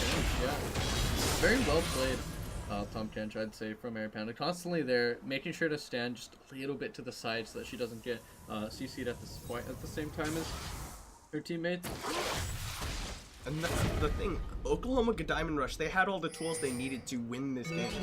But they failed to execute it numerous times. They failed the initial engage. KS Thresh messed up his combo quite a number of times already. That's like the third already. And then Oklahoma Diamond Rush, they just got impatient. They go for these suboptimal engages and end up losing it because of it. Yeah, and so now it's just, you know, how long can they suffocate until they find another engage? It's really just on the side of GSM to mess up not messing up, you know? And look at the discrepancy between Mechanical Reaper and Clutch. 2 levels in favor of the top laner GSM. 2-level 50 CS lead. Or 60 CS lead. Better than the previous game discrepancy. But it's also a longer game. The last game that we watched was what, 28 minutes? This one already past that point. I mean, you don't have to defend yourself. Hey, we know it was great. This we is know great it was to watch, you. man. This is iClutch on the game playing, the other side of the game playing story, where Yeah. it's no longer, gosh, I hate my life, I'm behind. It's, oh, I'm ahead, and have a barrel. Yeah, have this another is barrel. Yeah. Picks up, he does have the stair gauge, so if you are on the side of Oklahoma Diamond Rush and you're asking yourself, well, who the heck do we pick? Is it option A, the guy with removed scurvy? Option B, the very tanky Nunu? Option C, the guy with cleanse? Option D, the guy with QSS? Or option E, the person with the Tom thick skin? Kench. Oh man, does not look fun for the side of Oklahoma Diamond Rush, because everyone has a way to get out of different situations. It does just honestly feel like a draft problem, where last week Oklahoma Diamond Rush was against what, all the S tiers on the patch, and this week they're on all the S, some of the A's, depending on how you want to look at Kog'Maw and Tom Kench on the patch. Against Apache, they were able to draft Pretty much the dream comp. or Yeah. Sejuani, Zoe, Zyra Khan. Yeah, it was bros. And I guess that's really just what we should be saying is that might want to reevaluate your draft priorities, really, if you're letting team comps like this go for you. You gotta ask, what was banned and what did they prioritize so heavily that allowed them through the bans? He's going for the gold card on the Mr. DK, but instantly eaten up by Airy Panda, and Jiren actually took some damage for that. Yeah. That damage is going to matter a lot because the next time that Misfortune goes to drop a bullet time, you're going to expect And Thunder Boost goes in, there's the knockup, and that's a good combo from Mystic onto Mystic DK, but the bullet time comes out, and it is going to shred through Shaq Daddy, but Mystic DK untouched in the fight now. Now he needs to be doing what damage he can. That's a good taunt, but the QSS comes out. Mystic DK is going to get out, and that's a good Emperor's Divide from Jack, but not enough. He's gonna get jumped on now by Chaos Thresh. Chaos Thresh will be going down. Jack shifts in. Gonna get sent up by Musan Deluxe, but Mystic DK still free autoing. They lost Airy Panda, they lost Shaq Daddy, but they did pick up Mechanical Reaper on the back side. Up until that re-engage, that was such a good fight for the side of GSM. That was a 1-for-3. That was a 4v5. Clutch was pushing top lane this entire time. That almost looked really good for Oklahoma Diamond Rush, but then they re-engaged and just died. Meanwhile, Clutch in the top lane, I'll take that inhib, don't mind me. And he rage quits right after taking the inhib, says, alright, I did my work, you guys can finish this game 4v5. He still hasn't reconnected. I'm sure there was like a pause. Okay, they paused. He's back. Yeah, he's back, guys. He took the inhib and, holding on to his stopwatch, checks the time and says, I guess we gotta finish this game. So that's not, I guess there goes 100% kill participation for Mystic DK. 1 kill, he was not able to 1 kill short that he was in. not part Close. No 100% TP for anyone this game, I don't think. Yeah. But as you saw that looked like a pretty okay fight from Oklahoma Diamond Rush. I wish I could have seen that fight at that bottom second tier turret earlier in the jungle, because it was exactly what they needed to do. It was a multi-man engage from Chaos Thresh with the Misfortune shooting everyone at the same time. But as you saw, the fight was just honestly a little bit too late. Mystic DK unable to instantly die in that fight. Was able to DPS. Okay, yes, they're looking for something. Mystic DK is a little out of position. QSS comes up, but he gets knocked up. Mystic DK, they're using Absolute Zero to dupe heal as best they can. Ignopius went very low, and actually it's going to be a flash out from Shaq Daddy. Jiren almost dies to Jack on the backside. They get the combo from Chaos Thresh on the Jack. He's looking for the sun, but shifting sands will put some distance. Now Chaos Thresh is stuck in the middle of GSM. His taunt's going to run out. He's going to pop the ultimate for the cleanse and the damage reduction, but he's just instantly going to get suppressed down by Airy Panda, spit back out, and he will be going down eventually. There we go, Jack on a killing spree. Clutch is gonna go down as well, thanks to the Stain United from Mechanical Reaper onto Jiren. But it will mean GSM, they turn their faces to the Baron. With Nunu Wazir, you can still take this very fast. Triple Infernal on these members of GSM, but it might be very dangerous. Moose and Loose gets in there. It's secured by Jack. Ignopius comes in with the Destiny. Goes for the gold card. Zanya blocks it up. Jack out of mana. Their Stand United comes out. Ignopius is going down Jack on a rampage. Emperor's Divide knocks Moose and Loose back away. He says, get out of my face. Double kill for the mid laner GSM. That is the second big objective in front of a Nunu and another jungler that gets secured by somebody that is not Nunu and the other jungler. Really good smite secures here in the Oklahoma League Championship Series. Jack able to pick up that Baron for his team, and there you got to see why he's building so much penetration. It's because Moose on the Loose just does not want to die. Good 10 seconds there of getting shred by Shurima's Sand Soldiers. And that adaptive helm goes a very long way in making sure that Moose on the Loose stays tanky. Wow. What a fight. I think the adaptive helm was a pretty smart pickup, but it's just... It's very good, but they can't force the engagement. There was the answer to the question that I posed, which was who do you engage on? And the answer is the same guy multiple times in a row. They found the Sejuani ultimate onto the Mr. DK, which got you assessed, followed by the Alistar combo, followed by the TF gold card. All as long as you dogpile the same guy, one form of CC cleansing is not enough. Really on Airy Panda to make sure that her teammates don't get put in these situations. We haven't seen a lot of Clutch this game. He's kind of been like a constant presence. But oh, hold on a second, bullet time coming out. The great health, not pop. Jack Daddy uses the absolute zero, zoning for Mystic DK. There's the ultimate onto Jack Jackie. QSS is immediately. That was the cleanse. I'm sorry. Mystic DK now trying to kite backwards. Bullet time is gonna. The Make It Rain's gonna slow him up. Summoner heal comes out to make sure he gets out of there. Clutch has gotten a him in the bot lane. Wow, this all happened.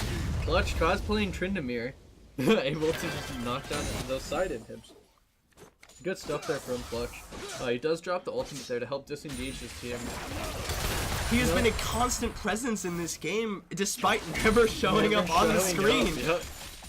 Yeah, that's kind of how you want to be playing gameplay condition, where it's like, okay, goodbye, have a nice day, join the team now, let me split push, and as long as you're pressured up there, it's really on the rest of the Oklahoma Diamond Rush to punish iClutch better than that. You know, with a TF teleporting behind you, or with a Sejuani coming out from the side, it's very difficult to want to do that when iClutch is already in the lead, when iClutch does have the steroid stage. You know, it's very difficult to commit all of this and not have Shaq Daddy, Mystic Decay, and Jack Jack just, you know, rip apart the rest of the map. You know, no engage, but they take objectives like no other way. All that bonus attack speed, they can shred apart the barrier, shred apart the towers.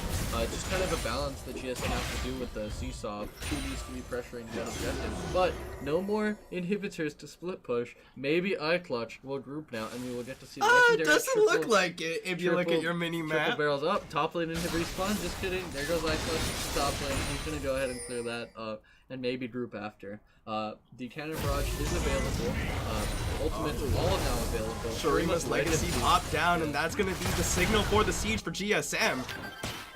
Armor penetration on the barrels and being used on the Sejuani's laser armor. Why do they keep using the Sejuani to match the gameplay? I do not know, but every second that Sejuani is up here is a second that... Yeah, no, they're sending everybody to deal with Clutch, but he missed the slow, and that means GSM, the 4-man squad, is gonna pressure that inhibitor. Shaq Daddy is in trouble, but Airy Panda will just eat him up. Chaos Thirst goes in, he's gonna look for the stun. That bullet time comes out, no Devour available. Mystic DK barely gets out, but a taunt flash comes out from Mechanical Reaper, but they can't get the slow. Emperor's Divide pushes OGR back away, and they pick up Chaos Thirst. Meanwhile, Clutch from the backside. Jack Jack flashes for a double kill for the mid laner GSM. That one barrel crit, that was what iClutch was waiting for. That was his contribution to the team fight. Shuts down Jurain and says, alright, we win now. Yep, GSM, they're closing out the game. The second inhibitor, or the second Nexus tower rather, falls very quickly, and the Nexus will follow. GSM go 1-1 in the first 2 weeks of OKLCS Spring. That's a very nice showing there against Oklahoma Diamond Rush. GSM was able to show that they play Jack Jack on the Azir. I know he's been practicing a lot recently, and they get that nasty draft with Gangplank just as the side lane split push presence. Well executed from GSM, and honestly, I would say more poorly executed from Oklahoma Diamond Rush. It really did seem like they were playing it all very well up into that mid game when it was just consecutively botched engages, and then it's just like, oh, I guess we don't get to really decide how this game goes anymore. It's all in the hands of GSM to mess up, and they didn't. So good for them. All right, so that will be, what is that? The second game of the night over and done with. We're going to take a short break and then get to you with the third game of the night. Thank you all so much for watching, and we'll see you in just a few minutes.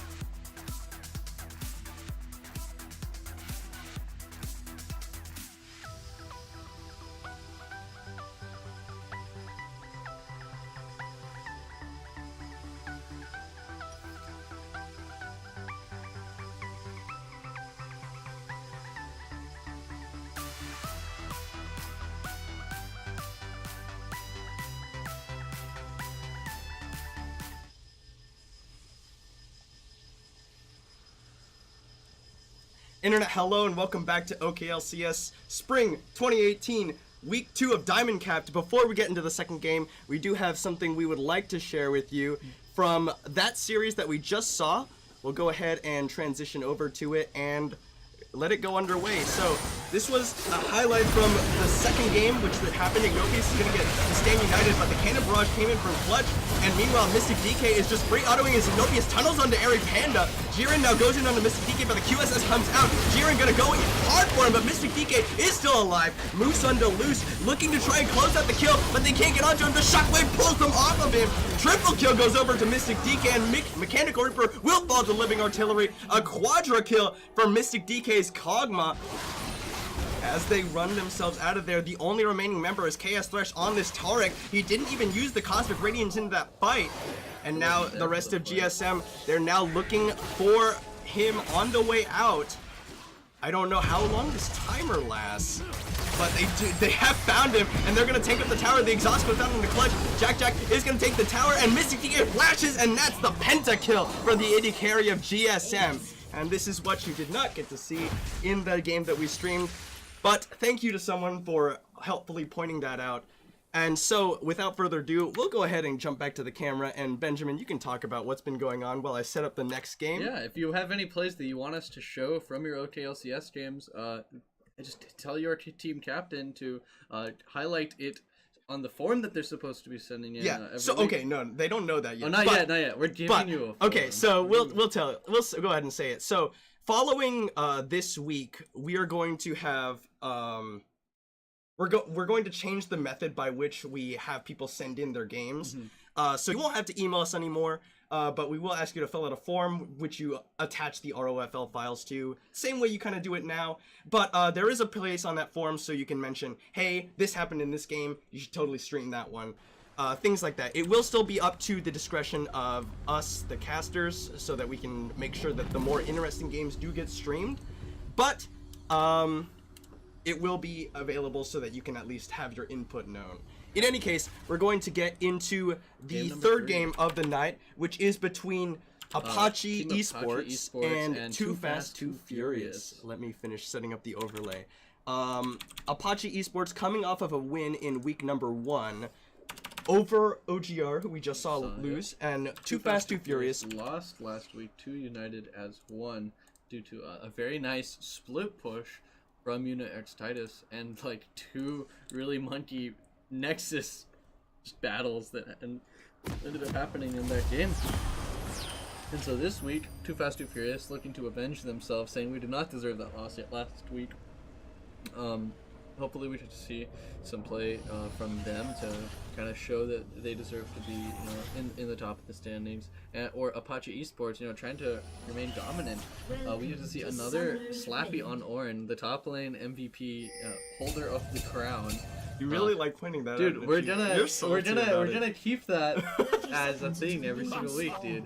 So we're going to see if Slappy solo kills or gets solo killed by anyone on the side of Too Fast, Too Furious. We do see, let's just talk about some of the matchups that we see, which is the Ornn versus the Malphite in the top lane. That is a very Ornn favored lane. Although the Unstoppable was removed from Ornn, knockups that are like pure only vertical knockups do not fully interrupt the Bellows Breath. It's kind of like, for example, an RW or an Alawi Q, like it still goes off, it's just Ornn stops moving, right? And so unless Malphite were to center his model behind the Ornn and get the knock up, he still is affected by the Bellows Breath.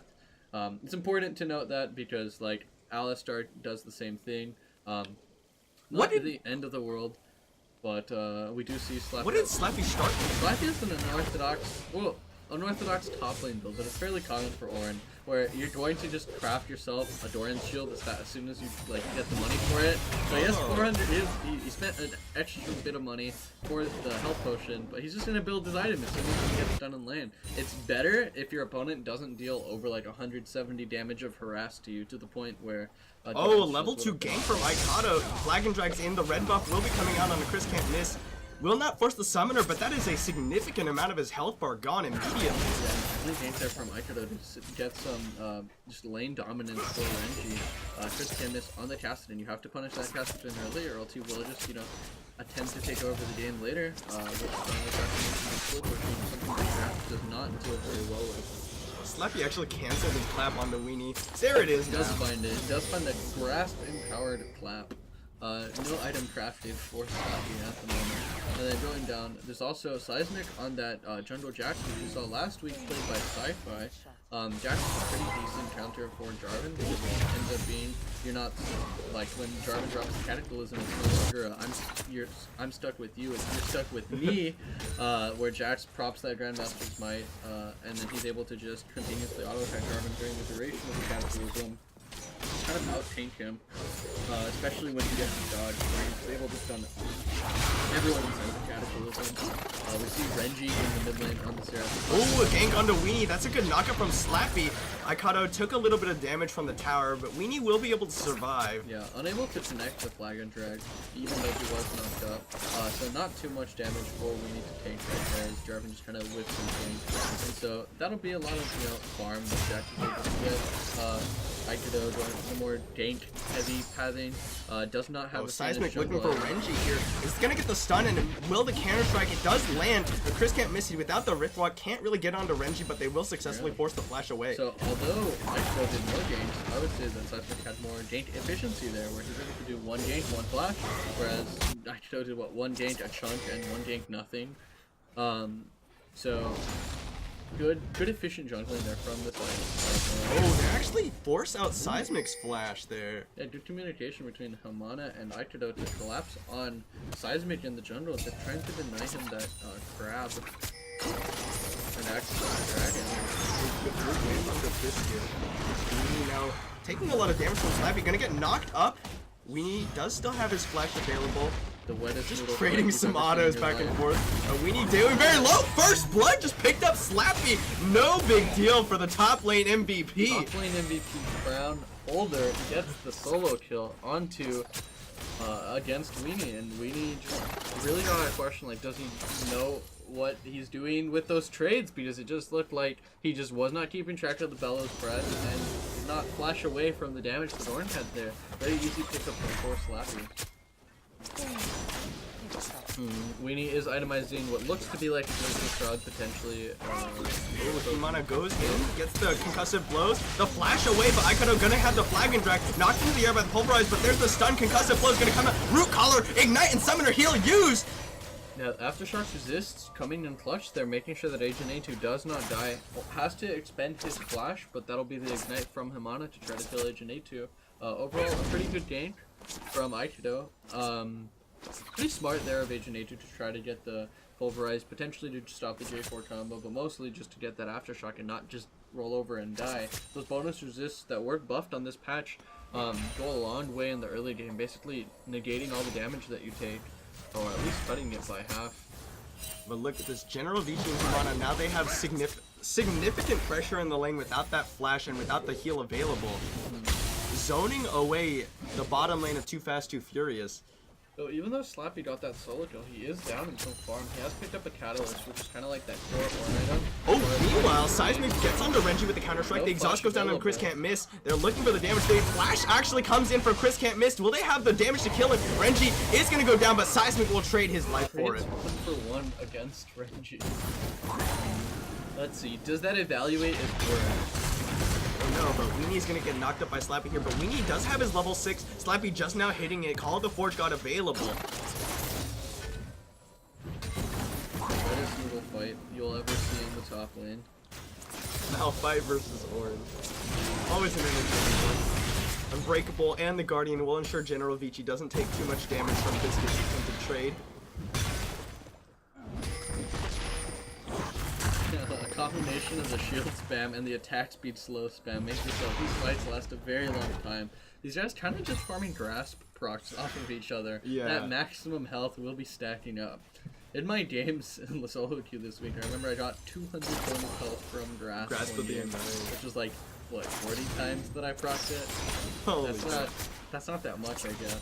only 200 extra health. But Yeah, like, but 40 Unshamped- procs of drastically undying. That's a lot actually. Yeah, the It's- damage wasn't that high because it was all shielded.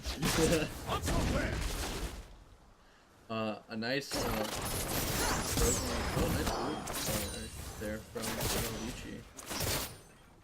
Kind of picking up that CS lead that they had developed, just because they were able to make sure that Agent A2 doesn't have to summon their spell, and it's a lot less oppressive to be in a gateway lane when the opponents are.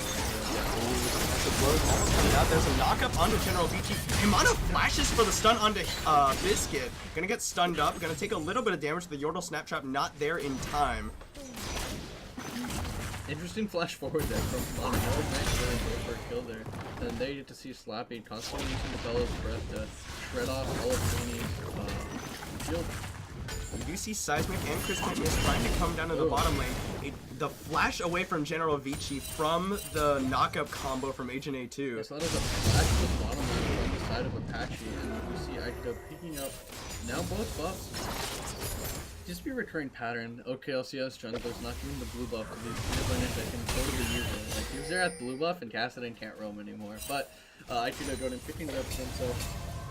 A very aggressive Jarvan jungle build. He's going for the Warrior enchant instead of the Cinder Hulk. Yeah, it looks like. seems to be what it looks like. Which should give him more ability to kill the Jax in the early stages of the game. Jax, however, building straight to the Strife Trinity Force. Doesn't want to build any more items. There's no stopping on this pain. Seismic is gonna find him there. The counter strike comes out. Aikado does have the red buff, and now Seismic looking for the duel. They've got Slappy on the way, and here comes the call of the Forge God. The Cataclysm comes out. Seismic will get knocked up. Flash unstoppable force from Weenie, but it's not a whole lot. This stopwatch coming out right at the arcane, knocks up 2 with Slappy's combo, and now Weenie taking a lot of damage. Now Chris Kemp is trying to jump over the side. He gets under Renji, flashes over the wall. Weenie is going to take a lot of damage with Slappy. He can't get the clap. He does get it onto Chris, can't miss. Weenie will be able to make it out of there. Meanwhile, Biscuit gonna get knocked up by the Glacial Fissure. 2 more autos will be enough. 1 more from Himana, but they have to back away now. The stun comes down onto Himana, but the Yordle Snaptrap doesn't. Blade Caller comes across and roots up Biscuit, and it will mean that nobody dies in the bottom lane. But on the top side that wasn't a death for Seismic, and that wasn't death for Aikido, as both junglers kind of exchanging blue buffs to each other's mid laners. Chris can't miss, jumps onto Slappy. Slappy won't die here. Slappy's fine. He won't give up the top lane MVP MVP role to a mid laner, a dirty mid laner. I really hope that he keeps the MVP until I play against him and then steal it away from him. Apache? I think we play Apache next week. Really? I think I don't really know. It might be like week 6 or something. He did get the free slightly magical boots, and I believe it was either this is stopwatch. Slightly magical boots and stopwatch. He currently has it in his inventory. So stopwatch was used there previously by Seismic and by just Seismic. He's the only one with a broken stopwatch in his inventory. Nope, you don't play them next week because Apache plays Sneck next week. Gotcha. Don't know when we play them. I really don't. Seismic looking to complete his Trinity Force. Don't know if he gets it on this week though. I don't think he does.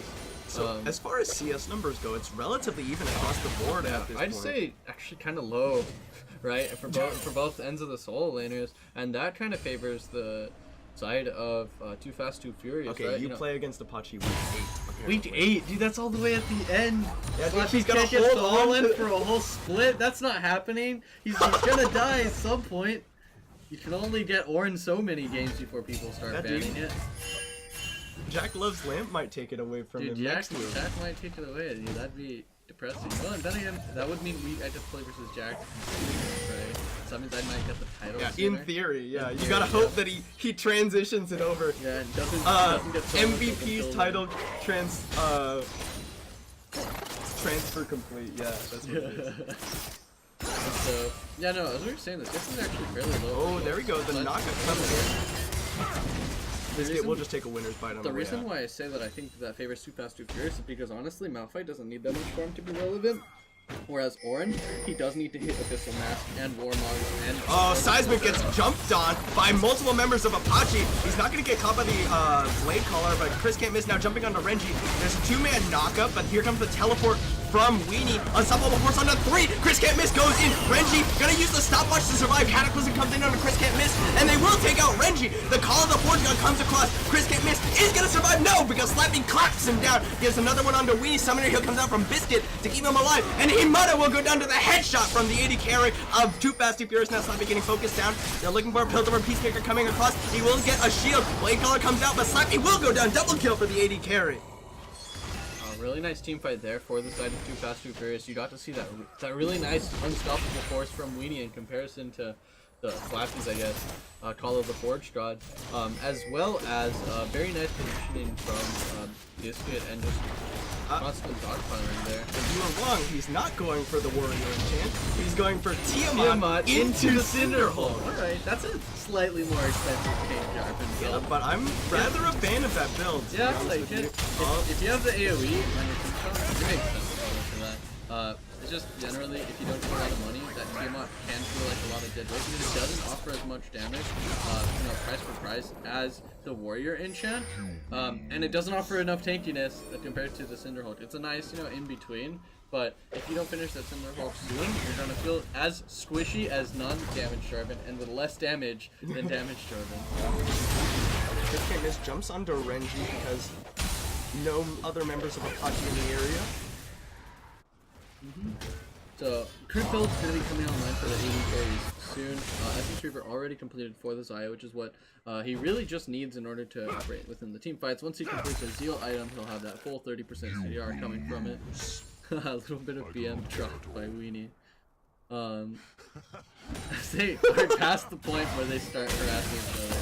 It's a mental game. Eventually, hold on a second, because you got the Flagging Drag knocks up Weenie from Icona. Unstoppable force onto 2, and the stopwatch! Icona is gonna use the stopwatch to survive the tower shot as well, but Seismic will cut him down with the empowered strike. Nicely done by Weenie. Gets the unstoppable force onto 2 under tower, and helps Seismic get the kill, but they can't stay, no mana. It will be up, coming up in the next few seconds, but he decides instead to use the dash to get out of there, as we see Biscuit go ahead and just take down that mid lane turret. Yeah, and that's Tower First Blood in favor of Too Fast, Too Furious. Now Renji is the one in trouble. Usually you don't want to see the Xerath's tower. Hold on, right? Is the Arcane gonna come out? It doesn't look like it found anybody. Camera didn't care enough to look at it. Which means no damage. We don't care enough to look at it. Camera generally tends to follow when champions use ultimates, damage, and so you can see it all the time in top lane. You got the highest damage champions, the tanks, constantly bumping up their damage all game. And so we will also see bottom tower will fall for General Vici and Himana. They're picking up not first tower blood, but they are willing to trade that. And we see Biscuit doing kind of premature lane swap. Usually you're the people that want to take the enemy's tower down, but they just said, you know what, we're going to go ahead and lane swap. General Vici is going to be a little bit late on this rotation as they picked up the bottom tower. I'd say good calls for Biscuit, because basically, how do I get first tower blow without explicitly winning my lane? The answer is apparently go to the Xerath lane, where they were able to find first tower. That's not one you usually hear all the time, but once you get that static shield, that is enough to start whittling down these waves quickly. I got us soloing out the Ocean Drake. That Ocean Drake goes a pretty nice way towards making sure that Auron constantly stays topped off in the side lane, as well as that Xerath doesn't need the blue buffs if Jarvan wants to continue taking them. Oh, Biscuit is going to take a lot of damage from Renji. Here's the call of the Forge God. He has no Yordle Snap Trap or 90 caliber net available. They get the knockup onto 2 from Agent A2, but he's going to get stunned by the concussive blow. Cleanses it immediately, but it will look like he's going to be going down the stopwatch pop, and now Himana gets in, solos out Biscuit with an auto attack, and that will be the kill, handed over to General Vici onto the support of Too Fast, Too Furious. Call of Fortune are completely missing there, but they were still able to find the engage. AS threat, Agent A2, my bad, different game. Agent A2 trading his life to try to stop Biscuit from dying, but ultimately both of them will fall along with the top lane tower. 2 towers to 1 in favor of Apache Esports. It's culminated in a 1K gold lead, and now they're starting up the Rift Herald. Meanwhile, bot lane, Seismic going to be pushing down that understands that the Rift Herald worth approximately 1 tower. They'll be able to trade down this big tower. It'll be an okay trade, considering the fact that his top is sliding down, just almost died right there. That will be picked up by Aikido, and we're interested in seeing where he places that. The obvious one being mid lane. usually Kassadin doesn't bring a lot of wave clear to his team, so a lot of teams can just stack a lot of people in that lane to try and take advantage of. It looks like Seismic does secure the tower, and he's just gonna counter-strike and hop himself out of there. Yeah, making sure to use the counter strike to dodge future claps from Slappy so he can't get that percent health and the knockout. Oh, but here we go. 1882 and Chris can't miss coming in, and Seismic's on his way back in. Slappy gonna get knocked up by the pulverize. He's gonna flash away and use the dash to get out. The counter strike missed. But Chris can't miss. Actually flashes for the rip block onto Slappy. Gonna slow him up with the and Slappy's gonna clap in the stopwatch to stall it out. 1882 will just knock him into the air. The Rip Tail popped in the mid lane, and that will mean Apache Esports doesn't look like the remaining members of Too Fast, Too Furious can really do anything to stop this one. Rip Tail barrels into the tower as all three outer towers going down in favor of Apache Esports. Strong committal there from Too Fast, Too Furious to go punish the in the bottom lane. That one doesn't take over the name of the king of top lane. That was a 3v1. That one's just not fair. So Slappy gets to keep the title. This is pretty arbitrary. I don't know about this one. It's based on solo kills, man. Okay. Just last week, Slappy solo killed 2 different dudes in 2 different fights. Just defending his title. Just defending his title, yeah.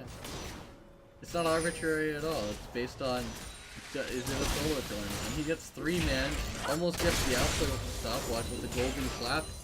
But, you know, yes, he falls, but his team gets the mid lane tower in response.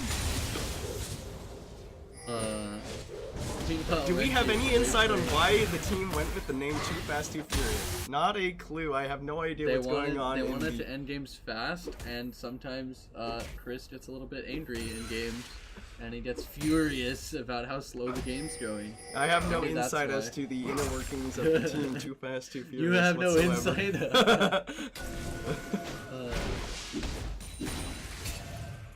And so that will be topside vision control for the side of Too Fast, Too Furious, leading up to the Baron, which will be spawning in a minute 10 from this point forward.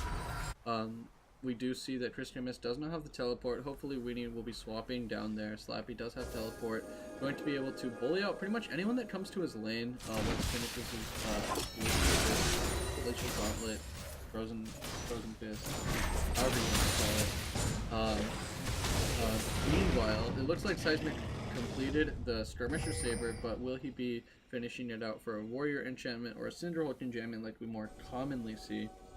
Caitlyn on double crit items, so is Xayah. Xayah now with the Rapid Fire Cannon, whereas Caitlyn has chosen the Infinity Edge Staggered Shiv, which we so commonly see in order to bolster up those headshot damage on the traps. Yeah. Trinity Force first item, is that generally how Jax... I've seen some, but the tank Jax, the ones that the Korean ones are playing, it's just straight tank. Trinity Force did the snowball, which like I guess this game he did, because he picked up some kills here and there, but like he's also died, so... So like most of the time it's like Cinderhulk into just tank items. Titanic? Like, No Titanic? Yeah, Titanic would work as like your quote-unquote damage item, but like usually you see the Warmogs use Jax. Just so you basically build the same way as Sejuani. Pretty much. Just You just Sejuani, but you don't damage. I see. That makes sense.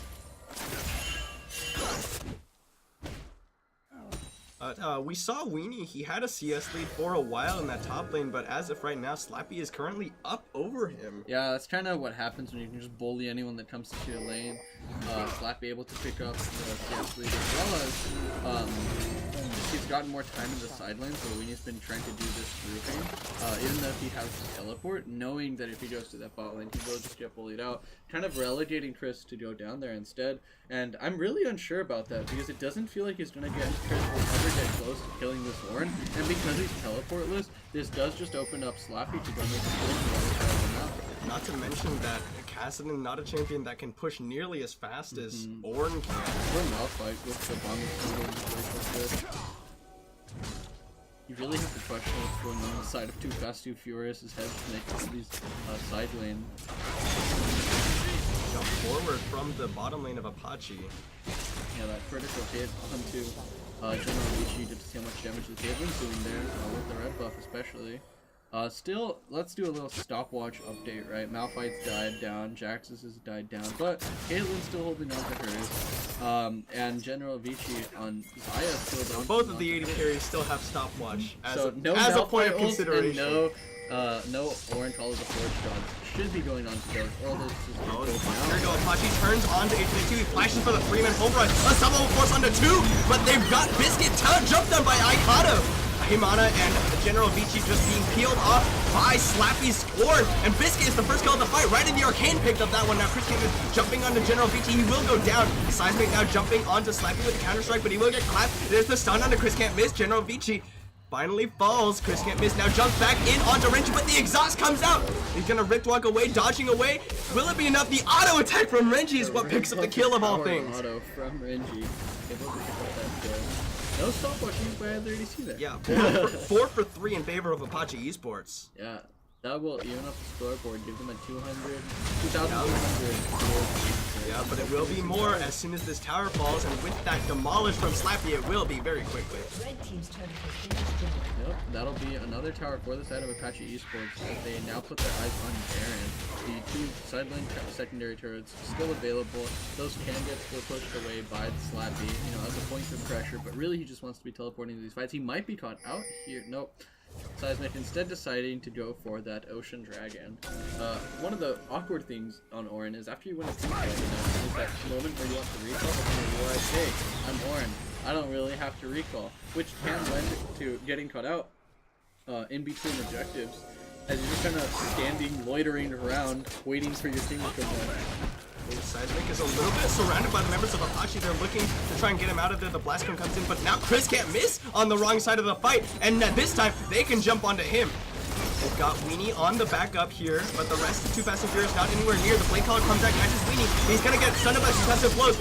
Gonna get in there. Aikado gets a good cataclysm. The call to Fortune comes across. General Vici dies to Weenie, but Renji's now in the fight. He's unloading with the damage as best he can. Himana is gonna get jumped up by Chris Kent, but he doesn't go down. And triple kill goes over to Renji, the mid laner of Apache Esports. Now they catch Biscuit with the knockout from Slappy. He's gonna get stunned down. Quadra kill goes over to Renji, but scumbag Slappy steals it away. He said, that one's mine. It's a 5 for 2 in favor of Apache Esports. Yeah, so very strong solo laners here from the side of Apache Esports. Picking up the quad and the KS from Slappy. Able to finish up that kill. No objectives, it seems, that they will be picking up after that because their bot lane was getting pushed in. I guess they go for the Ocean Dragon. Kind of slow to do it between Sarah and Nolan, but that's all they can really do Baron, and they couldn't really take the tower. Celebrating the I guess it's Dragon Slayer Braum, right? Do you know if that skin does more damage to dragons? I don't think it does. I feel like that would be. I feel like that would be a little bit too strong. They do still have some interesting little, just fun interactions, but they got rid of a lot of them. Actually. Yeah, they got rid of like the Leona ones, so it's like Leona does less damage to commandos. Yeah. It's not. I mean, it is all the commando skins, but it's generally just the sunglasses. Yeah, like, I think there's Bane other. does one. Bane does it too. Yeah. Aikido getting caught. Yeah, gets caught by the counter strike. They have the damage. The teleport coming in from behind from Slappy. It's canceled up. The unstoppable force onto Renji. Now they jump on him with Chris can't miss. The Piltover Peacemaker blocked by the Unbreakable, but it's not going to be enough. Himana now is the target. He's going to go down. Double kill goes over to Chris can't miss. 3 members of Apache Esports going down. Complete momentum shift as Aikido gets caught out. And that will be a Baron for the side of Too Fast, Too Furious. Let's see if Slappy and General Vici are able to come in with a force shot and turn and just get them off this Baron. This goes. Yeah, Seismic pretty low. The Dragon or the Baron down to half. The Call of Force God comes in. They're gonna dodge away from it. H&A2 doing what as best he can, but he's gonna go down. There's the Feather Storm, and Chris Camus gets knocked out. The Baron goes down in their favor, but actually the Execute comes down, and they kill off Seismic during the Baron. Weenie is now running for his life. The remaining members of Too Fast, Too Furious on their way out. It's a double kill for General Vici.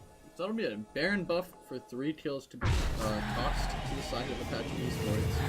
And most importantly, Seismic died really to the Baron, possibly getting hit by the Call of the Forged God. Gotta ask if that's worth. I do know that it helps a lot against the Xerath and the Xylaser to have those Baron buffs in, but I don't think that two fast two furious will be in a position to be really taking advantage of the Barons for the next few team fights. Because at the end of the day, the Zera and the Ornn are mostly just creating these really strong lanes for the Zaya and the Bronze to be running in, while Jarvan's finding good engagements, although he might still be getting shot. Oddly enough, it is the Warrior enchant for Seismic after the Trinity Force. Yeah, I don't know about that one. Not entirely sure. I don't know how I feel about that one. I feel like a little bit more health would help a lot against the Xerath and the Zaya damage. Obviously, Ornn doesn't have HP, so you don't really want to help fighting him. But Warrior isn't the best, I don't think, on Jax. It's like, if you want damage, go with Jax if you want. And if you want damage, you already got a Triforce. You're already going to be doing tons of damage. You should probably instead get something tanky, because, as we said last week, HP goes a long way in a Jax build whenever you use the Grandmaster Insight. Yeah, Grandmaster's Might. Granted that Grandmaster's Might, the bonus resistances come from building damage, but no, I see. That has a lot of flat ones. Yeah, I understand your point. There we see the Baron. That's what I said. That if they're not in a winning position, the Baron doesn't really do anything except slow down the pushes. The best thing that it does is make sure that Apache can't get the Baron. Yeah, which is nice. And so you gotta ask yourself, well, what does Too Fast Too Furious have to do to bring this game back in their hands? And the answer is just continuously keep finding these fights where small skirmishes it's gonna get jumped on by multiple members of Apache, but in a straight up team fight, they just get rolled and lose. So they have to try to find these side skirmishes where the Malphite, the Jax, and the Gaston are really strong. Caitlyn now on 3.5 items, last with Force picked up, so the tanks aren't that much more of an issue, not that they had lots of armor on the Jarvan to begin with. And then Zaya continues to they're out with the magic ooh, right into your pain is huge here. The call to board got a Biscuit, just gonna get jumped up by the Cataclysm, knocked out by AJ2, but he's gonna cleanse out the Glacial Fissure. The stun lands after the concussive blow, splash out to safety. Nobody dies, but Biscuit chunked down. Only one part of the call of the Forge needs Slappy not thinking that it needs the knockback on it. Usually you see the Jarvan and Ornn combo be absolutely devastating for his team if he just saw the Forge shot. Ooh, that's a good knockup from Weedy, but dodged away by General Vici with the Featherstorm, and General Vici is now untouched in the fight. Renji immediately falls, but look at General Vici just unloading damage onto multiple members of Too Fast Too Furious. Seismic gonna get ripped apart as Slappy finally gets on the Biscuit. Weenie running for his life as Biscuit is gonna get focused down. He throws out the build over Peacemaker. Quadra kill for Apache Esports AD carry. Will he find the Penta? That's the question. No Penta. Does not appear to be the case. He does have a really big timer, so maybe they end up going to the side. Will Slappy be able to steal the Penta? That is the other question. The ultimate goal of all top laners. Make sure your mid and ADC don't get Penta kills. Remind them who's doing the hard work on the team.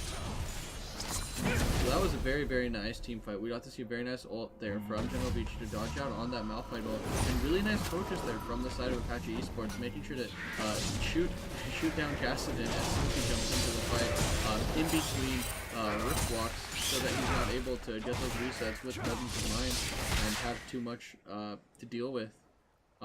General Vici and Renji, pretty good positioning there behind the Braum in order to not take damage from Biscuit throughout the fight, and just front to back a nice efficient fight. Going over to Seismic, not giving it to Biscuit there. Says, you know what, dude, I'm gonna take this. I'm Jax, I'm the real carry. I'm gonna finish this Titanic Hydra soon, and I'll be dealing some big damage in these team fights. Big damage. Tons of damage. On the other side of the round, however, you know, Red Buff is going to General Vici. I saw that Quadra, you know, you can go ahead and have it. I don't mind. Go ahead and carry me. I'm 05, Jarvan. We'll be good. So he has 14 assists, which is, if you think about it, just as good as pretty much everyone else on the team. You know, the Glacial Fissure being used knocks up the member. Call the Forge God comes out, and then AJ2 will fall, finally focused down by the members of Apache Esports. Really easy Alistar there. The Aftershock in combination with the Unbreakable Will.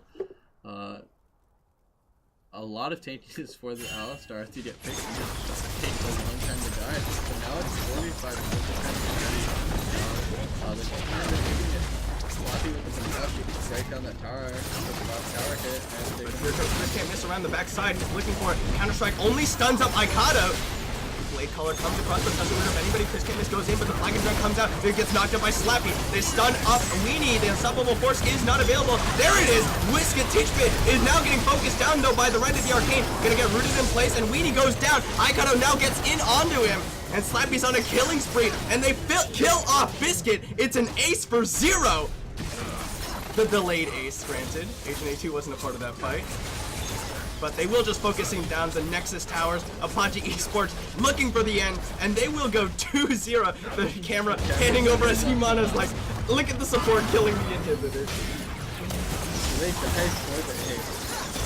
They don't even need They to. did. They got even H. Another one coming down. Okay, and 0-6 on HN8's Alistar. Yep, and that will be Apache Esports going 2-0 in the first 2 weeks of OKLCS Diamond. Yeah, very strong showing there for that team.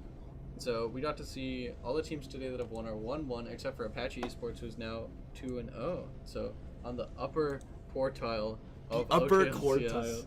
All right, we're gonna take a short break before we get into the 4th game of the night. Thank you all so much for watching, and we'll see you in just a few minutes.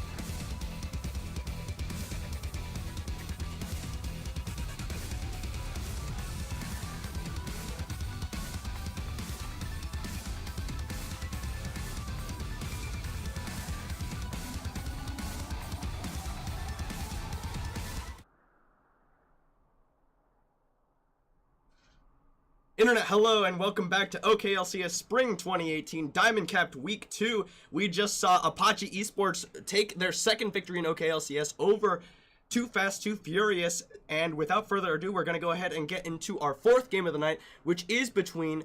OU Diamond versus United as one. That is correct.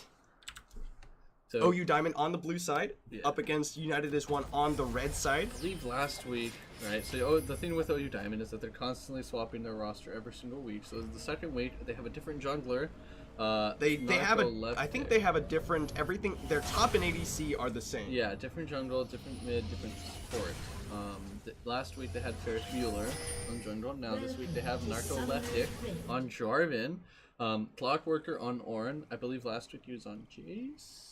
I think that's right. Yeah. I think that's right. And then one tree more on Swain, who fun facts getting reworked. So this might be one of the last OKLCS games we see Swain on. Yeah, unless a lot of people just all of a sudden pick up Swain just before he gets reworked. Yeah, I know I'm gonna be playing him as soon as he comes out. Spoiler alert! In the top lane, first week, blind picked. Let's play it. I mean, right? I think it was probably a good idea to rework Swain because Swain is the champ. He's like the master tactician, and the playstyle of Swain is press R and walk into the enemy team. Yeah, I mean, super master tactic. He kind of still does that. The rework's been released, so I don't feel bad about talking about it. But it's like, what tactical things he pulls people that gets CC'd? He's like, aha, get over here. Like, he still has the demon form where he just runs at you until he sucks you dry of all your life energy and explodes. Oh my goodness. But that's the rework, so let's talk about this game. United's Titus on that Nasus again in the top lane. This is the second time that we see him against, this time not Malphite but Ornn, and so he'll be employing a similar strategy with the Ancient Coin, trying to farm up his Q stacks as well as farm up the support items so he can get wards for the middle and late game, where he's going to be trying to push the enemy team to death. So Ornn, similar to Malphite, however, he has a little bit more lane bully power against melee champions. This game we do see that Ornn starts with Corruption Focus with Doran's Shield, or the 2-pot start into Doran's Shield, in order to get a little bit more mana, a little bit more spells, and a little bit more damage on his harass, in order to oppress the Nasus in the laning phase. Now, as far as the real matchups concerned, you see Mowgli, previously known as King Mowgli, on his, I guess... Graves? Yeah, on his Graves is a critically acclaimed he plays a lot of Graves, is what I'm trying to say. Okay. He's on Victorious Graves this game, and so let's see if he'll be victorious against the new Diamond. In the mid lane, we do see a Drantor playing Anivia with that festival skin. I don't really like that skin just because it's like a little bit too much for me, but I know a lot of Anivias that like it because when you die, the egg has a little bit of music going on, or whatever. It's all about the sound effect. King Nobody going for the knockup, not going to have any follow-up, but Mowgli going in, he's going to force the flash away from Clockworker. Will it be enough? He's going to go for the clap onto Unix Titus, but it will be first blood picked up for the jungler. Oh, that's a good wall! Narcoleptic. Alright, that's about as excited as you'll ever see an Anivia played yet. But really good for Midramtor to interrupt the Jarvan Flag and Drag. He does take the damage, but interrupts the knockup, which is very important when you're playing. Does force his flash, though. Yeah, very important when you're playing a mobile mage to interrupt.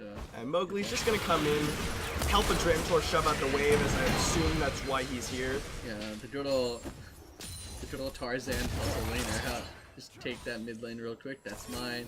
And now they go for a very aggressive invade with King Nobody on the bottom side. King Nobody goes for the flash and messes up the combo! The KS Thresh cosplay! That's 2 Alistars in the same game. Missing the same combo and kind of the same spot. The enemy jungle at least. And so, no jungle camps to be secured. 14 Mowgli as Narcoleptic was able to take that before he got there. I'm surprised at the number of Alice just messing up that combo. They made it easier, yeah. Well, they ended up securing Legendary with the market they developed in lane. Silver and Nobody. It was a pretty successful bottom lane. Both were able to put that banana and come with King Mowgli to control the dragon. That's really Ocean Dragon. It will definitely help out all the laners. Flash cross from a Dramtor will stun up the one true Murph, but not a whole lot more damage to come out. It's a very low mana Anivia. Yeah, hopefully the Ocean Dragon fixes that. He does get hit by the zap in the bot lane. As King Nobody is wandering into the jungle, so he's got no support there ready to back him up just yet. Clockworker is continuing to shove in aggressively onto Unix Titus. doesn't let that gank Clockworker- dissuade him. Continue to push him. Yeah. Oh, but Unix Titus is going really low. He's pretty safe until orange at 6, where he's able to get that more long range engage. He decides to recall now, hopefully buying some magic resistance, but we do know that this top Oh, is pretty Narcoleptic comes in, volatile. interrupts the recall. Flash forward. The Wither one is more not auto. going to be enough, and Narcoleptic will pick up the kill. Hands over the assistant Clockworker just in time. Yeah, staying around really low, trying to get that recall, but just in range of the from the flag and drag with the flash committed from Narcoleptic to pick up that kill. He ends up going for the Sheen. That's a pretty greedy buy, right? So he ended up using his flash there, which I was gonna say, as long as you have flash on Nasus, you don't really have to worry too much about the J4 gank. But now that it's past that, now that he has used his flash, post level 6, Jarvan can basically just come up and make it 3 kills for Owen and for Jarvan onto this Nasus. So definitely going to be watching Titus to see how well he plays around this jungle pressure. And if Mowgli decides to come up here and once all this cooldown is committed to your Nasus, turn that killer around, it would be pretty easy to get the Wither and the armor penetration augments for the Graves in top lane. It's up to see what King Mowgli does with the huge develop and see what Narcoleptic picked up and see if he's gonna recreate the aggro for Unix Titus. That way relatively unaffected by both games. With the Tear of the Goddess, just going to use the Glacial Storm and continuously shove in onto the Swain. A lot of things like to go the DLP water hose build, The water hose. but I don't think it doesn't look like he's doing it this game. It's going to go for a The rod. Rod of He does Ages. have the blasting wand. Usually there's some in his inventory. Good damage from Mountain versus Janna. Just continuously jumping. Oh, that's a good never move. Narcoleptic just gonna walk in. One True Murph taking a lot of damage though. The electrocute, the stopwatch, and the one True Murph goes down. And Transform picks it up. There's another wall. Narcoleptic is gonna slow him up with the W, but he will not be able to pick up the egg as Mowgli comes to back up his mid laner. The little salsa music on the egg. That will be the passive traded for a death from the one True Murph. Kind of a pretty random bad death to have, really. If you're getting jungle ganked and you're the guy that dies, it's like, who's jungle ganking me anyway? Whose gank is it anyway? Oh, meanwhile, Narcoleptic gets jumped on by Mowgli in his own Shark jungle. has dropped no 6 on Mowgli. He's Mowgli kind of just waiting takes for down- the wave, I guess. Balanbo is on his way in there, but so is King Nobody. Seems like every time we look at top, Clockworker's just breathing Unix Titus, trying to get that drop. Slows him up, the never move gonna be dodged away by the quick draw from Mowgli. Nice little from there. Trying to trade onto Nova. Gotta worry about those feathers. Moves. The Dova's got the moves, constantly sidestepping disaster. Give him a clap. Another clap. Another look up top, another grass clap.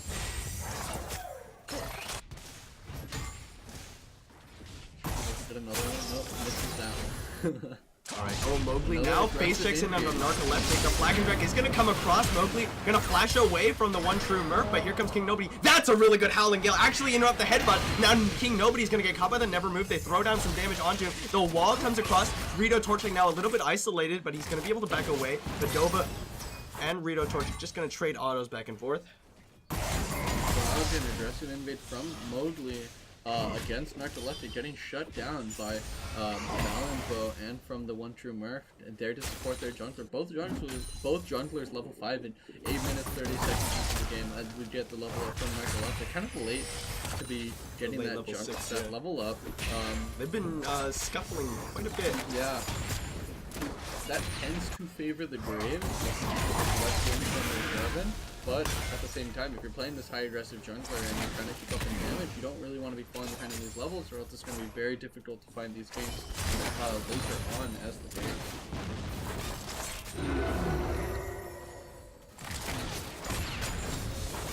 So we see Unix Titus keeping actually positive in farming. Nobody gets in with a knock-up onto Rito Torchic, but the Blink Color will not land. They get a stun onto him. The shield comes out from Balanbo. Rito Torchic ready to turn some damage back around. Something I really don't like that Clockworker is doing is recalling the items as well as stock up on mana, when like a lot of orange builds recently are just build your mana items in lane, never recall, right? And so he's going for this really odd orange build where he's doing the Sunfire Cape, whereas a lot of other orange builds, like Glacial Fist, prefer getting CDR items so they can get low cooldowns on their engage as well as on their trade. So it'll be interesting to see the way Clockworker plays this, and if this ends up biting him because he's not able to be as oppressive in lane. If Unix Titus is going to be able to stack up and hit that, you know, Nasus doing Nasus things power spike sooner rather than later. Just fully committing on that Nomad Medallion now. Some swiftness boots as well. He says, I'm gonna start running around very fast and there's nothing you can do to slow me down. Warrior jungle item completed 14 Mowgli as Narcoleptic starts building towards the sun for a cape. Stopwatches are available for both top laners and for Narcoleptic, as well as for Balenbao and both top laners of Team United as The goal discrepancy is only 900 in favor of Some Clockworker now going for an extended trade. He's going to try and step out of that Spirit Fire so he doesn't get the flat armor reduction. And now, it is really just right. Tanks, yeah. And now Mowgli, he's going to jump in onto Balance. He uses the ultimate. Let's go for the one shot. There's a good knockup onto Narcoleptic. There's a never move onto King Nobody, but Narcoleptic had to flash over to Crystallize. I think if Mowgli had landed his Q, the end of the line would have been a kill onto Balance, but he did not land it.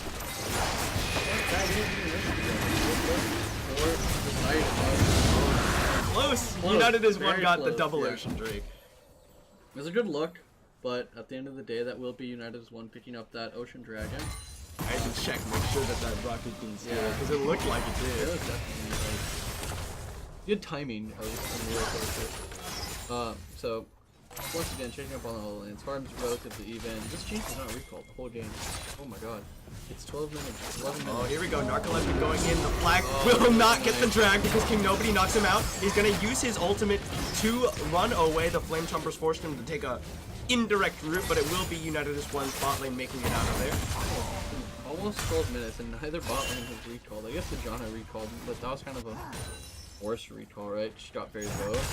And now Mowgli is snuck his way into the side brush, but it looks like he's just going to take his recall. No, canceled. Looking for it. That's a good blade caller, and they get the double knockup. And here's Mowgli, flashed away from both bot laners of OU Diamond.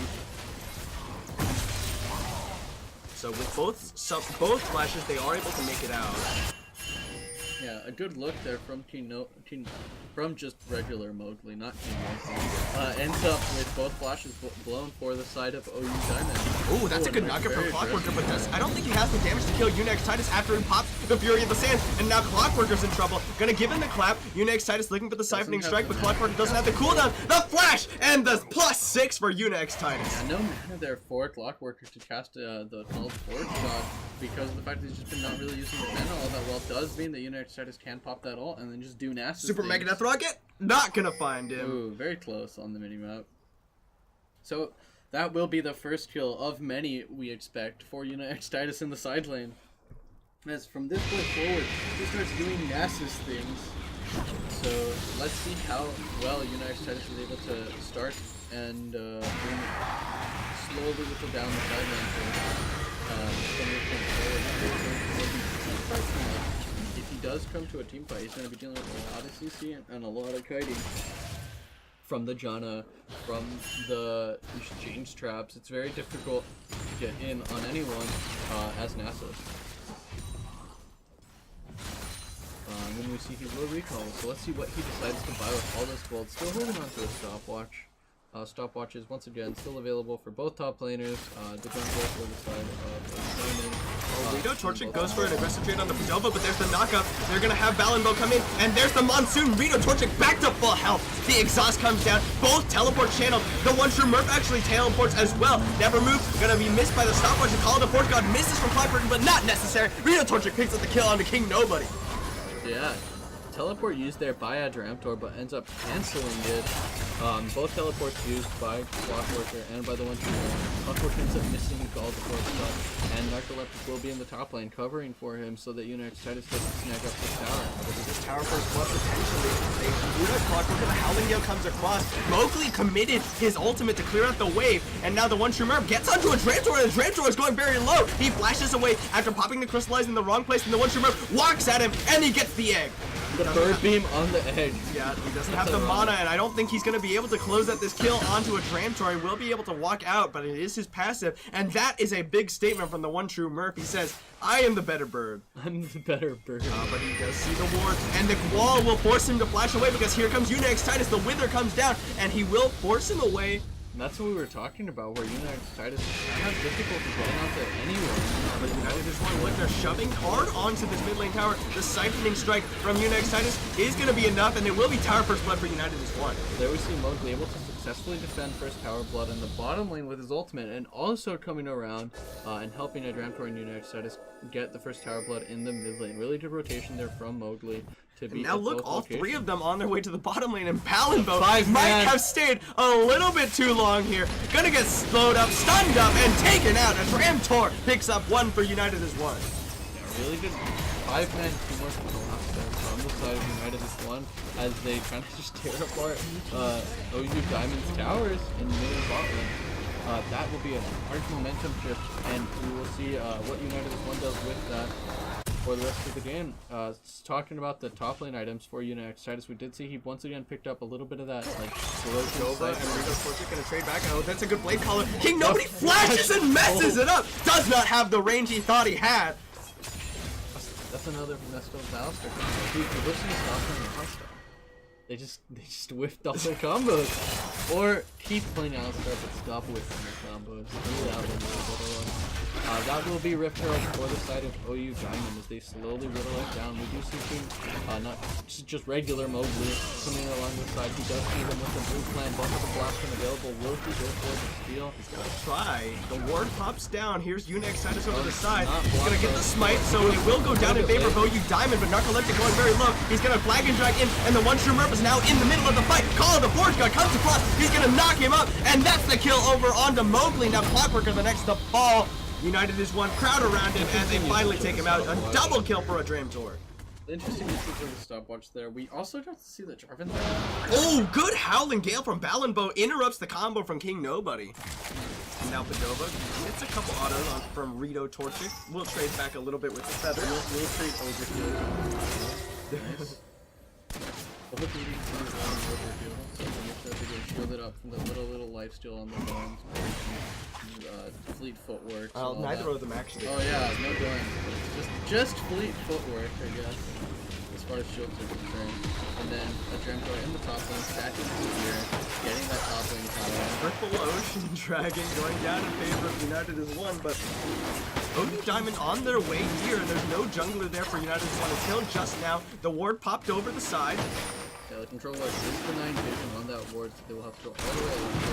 Now it's a 50-50 scout try. Let's see. Well, it is a little bit higher in favor of United as one, and especially when Narcoleptic can't get into the pit. Yep. The teleport coming in. Rito Torchic get withered down. He flashed away, but Unix Titus is coming across the Howling Gale. Monsoon pushes him all the way. Rito Torchic doing his best, but he gets caught by the wall, and he gets caught by the feathers. Padova picks up a kill. Yeah, Padova picks up the kill. Mowgli picks up the dragon. Really nice evasion there from the that they get that Jarvan away to reduce the chance of the 50-50 to a 100-0 guaranteed dragon for the side of United Front.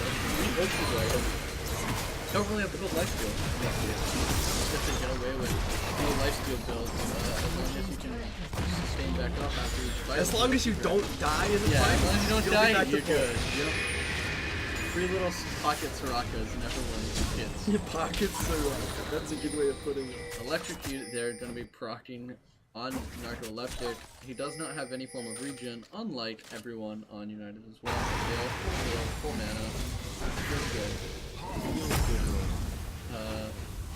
Unix Titus has now finished his, little side skill on the ship. The Rich Herald popping the mid lane and never moves, doesn't quite catch Unix Titus. The rest of United is one a little late to the party here. Rito Torchic gets a free time with the tower, and the Ritual will barrel into it for the remainder of its health. The Howling Gale comes across as they pick up their second tower of the game. So all ultimates are available except for Monsoon in order to, have created a team fight there. I would have liked to see OU Diamond go for a team fight there, but it is understandable that they're a little bit of a gold down to not go for it and instead go ahead and cash in, because they're kind of waiting for that late game fantasy where you have the Clockworker ultimate barreling down, knocking up the Anivia to interrupt the Blizzard. while Rico Torchic just goes around and does these massive Gets AoE excited. creeps. Gets excited. Oh, that's a good root caller, but that's a good knockup from Clockworker. That's a couple crits onto Padova. He's gonna flash away. There's the Call of the Fort God. Padova had to flash and heal out of there, but Unex Titus now in the middle of the fight. And Balenbo is gonna knock him away with the Monsoon King. Nobody looking for the knockup. He can't find the stun, and here's the remaining members of OU Diamond. Mowgli getting jumped on now. They killed off King Nobody, but they traded Narcoleptic. Get excited, you're right, Rhino Torchic coming with a double kill. And that is what we were kind of talking about, where Unix is unable to find these entrances in these fights, kind of getting jiggled around by everyone. And then meanwhile, the Rhino Torchic is able to get a little damage he can through the Wither, but once that Nasus falls, it's time to get excited and just wipe the whole team. They don't really have a tank because King Nobody, if it's in a long fight, the ultimate's going to wear off, and it's just a free reset for the Jinx. So unless they're able to efficiently dodgepile Rito Torchic, it's kind of difficult to get these fights. Gantor looking for the solo play over the side. Here comes the rest of United's one down the lane, but he get excited from the tower. Rito Torchic will just run himself out. Yeah, really good teamwork there from OU Diamond to go ahead and grab 2 towers and get Even it up. Yep.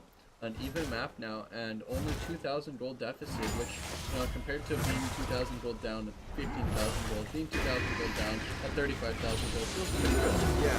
The It's half percentage as bad. gold It's half lead, as bad. the percentage gold lead is significantly less. Even if the flat gold lead is stagnant. Yeah. The flat gold lead mostly just being on the small difference in ADC in jungle developed. Yeah. Pretty even otherwise across the board. A sizable CS lead for Rito Torchic over Yeah. Padova. Mid and jungle having a little bit more kills on their end. That's where the gold is manifested. So if the Anivia is able to have more of an impact in these fights than the one true Murph is, where he's building a lot of tankiness, so he's really relying on Rito Torchic to carry most of the damage in these fights. The one true Murph is using his body as a zoning tool, but OU Diamond, we saw them do this last week. They go for the early Baron play. What's up with this?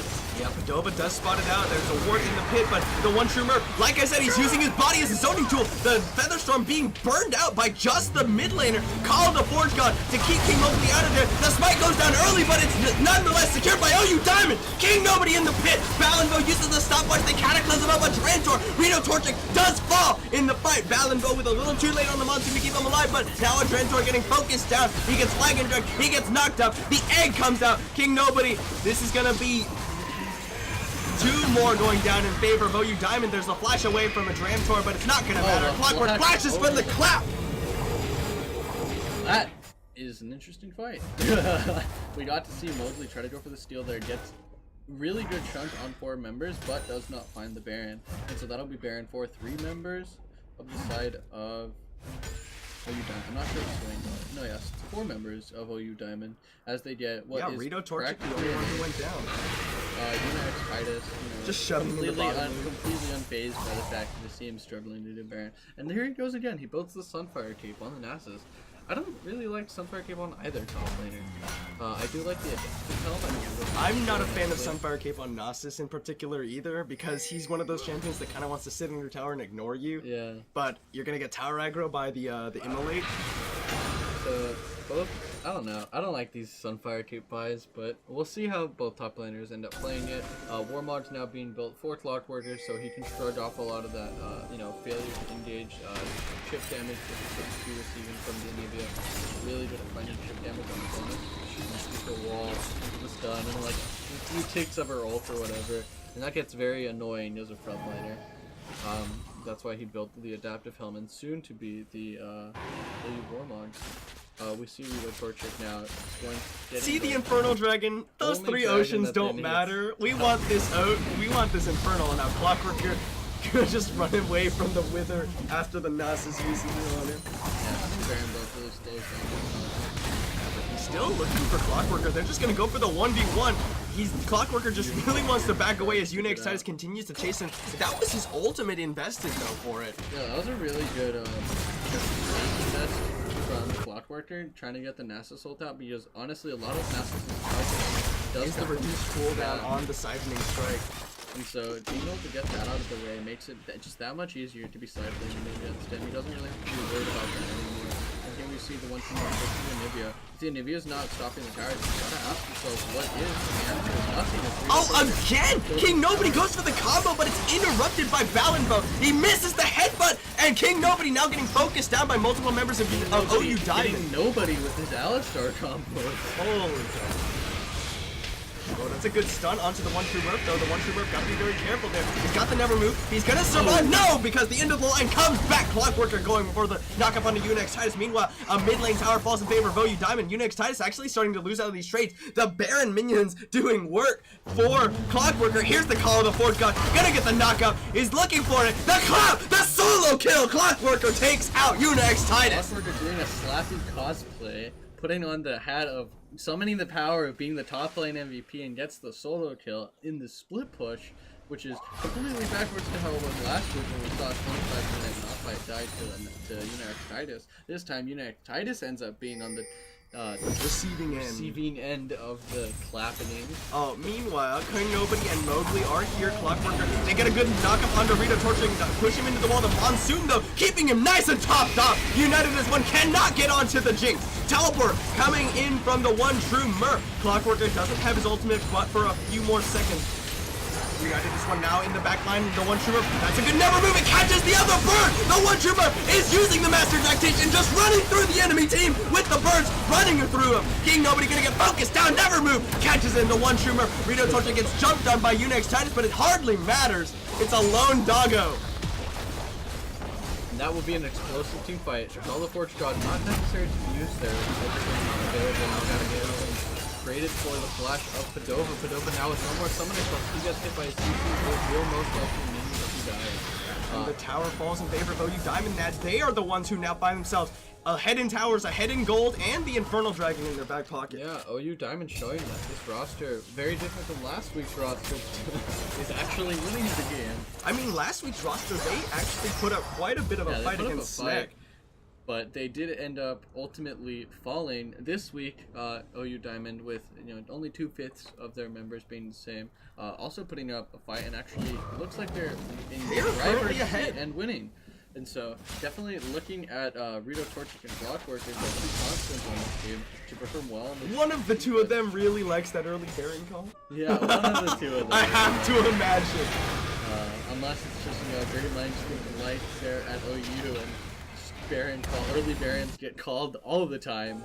The Leandri's Torment for the 1-true Murph. He's gonna be starting to do quite a bit of damage. The extra Magic Pen and the Eyes of Pain. Doesn't really care who he's hitting with this build. He's just looking to be hitting someone because that means he's going to be able to. My body as a zoning tool. Yeah, really you've heard of my body as a shield. My body as a zoning tool. With the red buff, trying to set up his own zap, but he does miss it.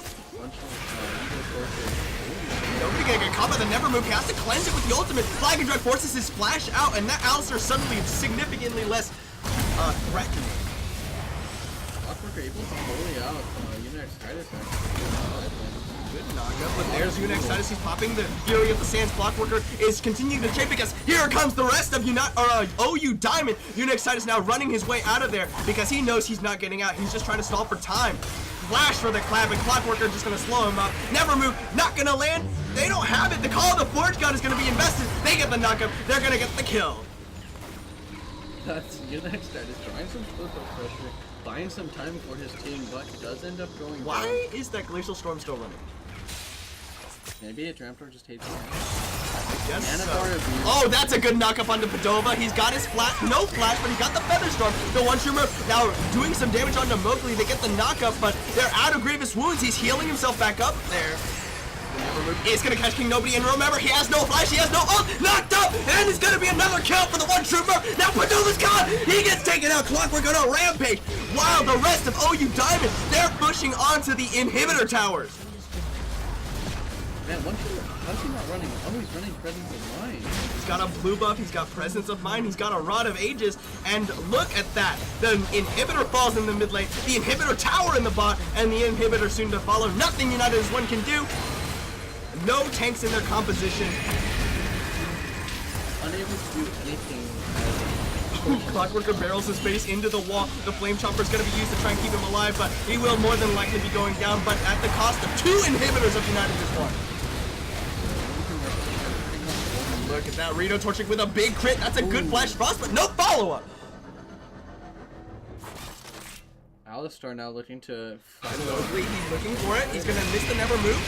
And now they've got Does he to land worry the about the one Alistar true Murph. The combo? Flash Frost from a Drantor will be enough, but the Flag of Dread, they get the egg. Exhaust on the Rito torching, but he turns it around. He's critting him down. King Nobody is going to pop the ultimate at the very last second, and Narcoleptic will fall. The Zanyas from Drantor will not save him. Rito torching is running wild. Another failure of an Alistar combo there on the side by King Nobody. But that was a very nice kiting and team fighting there from Rito Torchic as OU Diamond picks up another 2 inhibitors, now looking towards that not so 20-minute Baron call in order to pick up that Baron and finish out the game with a strong They'll Baron pick up power the play. mountain first, make it a little easier on themselves. Well, taking the dragons that matter. United is one a little bit unlucky with the triple ocean dragon versus Infernal and Mountain. How would you weigh elemental dragons? Like, if I told you you get the chance of having 3 times as many dragons as your opponent, but you're cursed with only having oceans and wind dragons for the rest of your life, would you take that? Or what if I told you your opponents will always have more dragons than you, but you'll always get the Infernals? I would go for always getting the You Infernals, think so? honestly. Like, sure, there might be some games where the Infernal never spawns, but statistically, if I get every single Infernal that spawns in my games, I'm getting more dragons than I'm missing out. If you think about it. Baron started up by OU Diamond in the meanwhile. It's going to be going down very quickly. They don't need to hit that ward. They already know that the Baron's going down. But it doesn't matter. Smite comes down. It's clean from Narcoleptic, and OU Diamond pick up the Baron and look for the end in that top lane. Yep. And so it'll be up to Unix Titus to be split pushing down that bottom lane and then come back to his team once they start barreling in for the inhibitor. It's only a matter of time, and we will get to see how well Mowgli and our Rampart can stall out these minions. There's nothing the minions back into the blizzard. It's a matter of time before that mid lane ends up getting pushed in. They might be potentially sending someone to help push out that lane. It does look like that's what the Murph is doing at the moment as Nasus heads back towards top lane.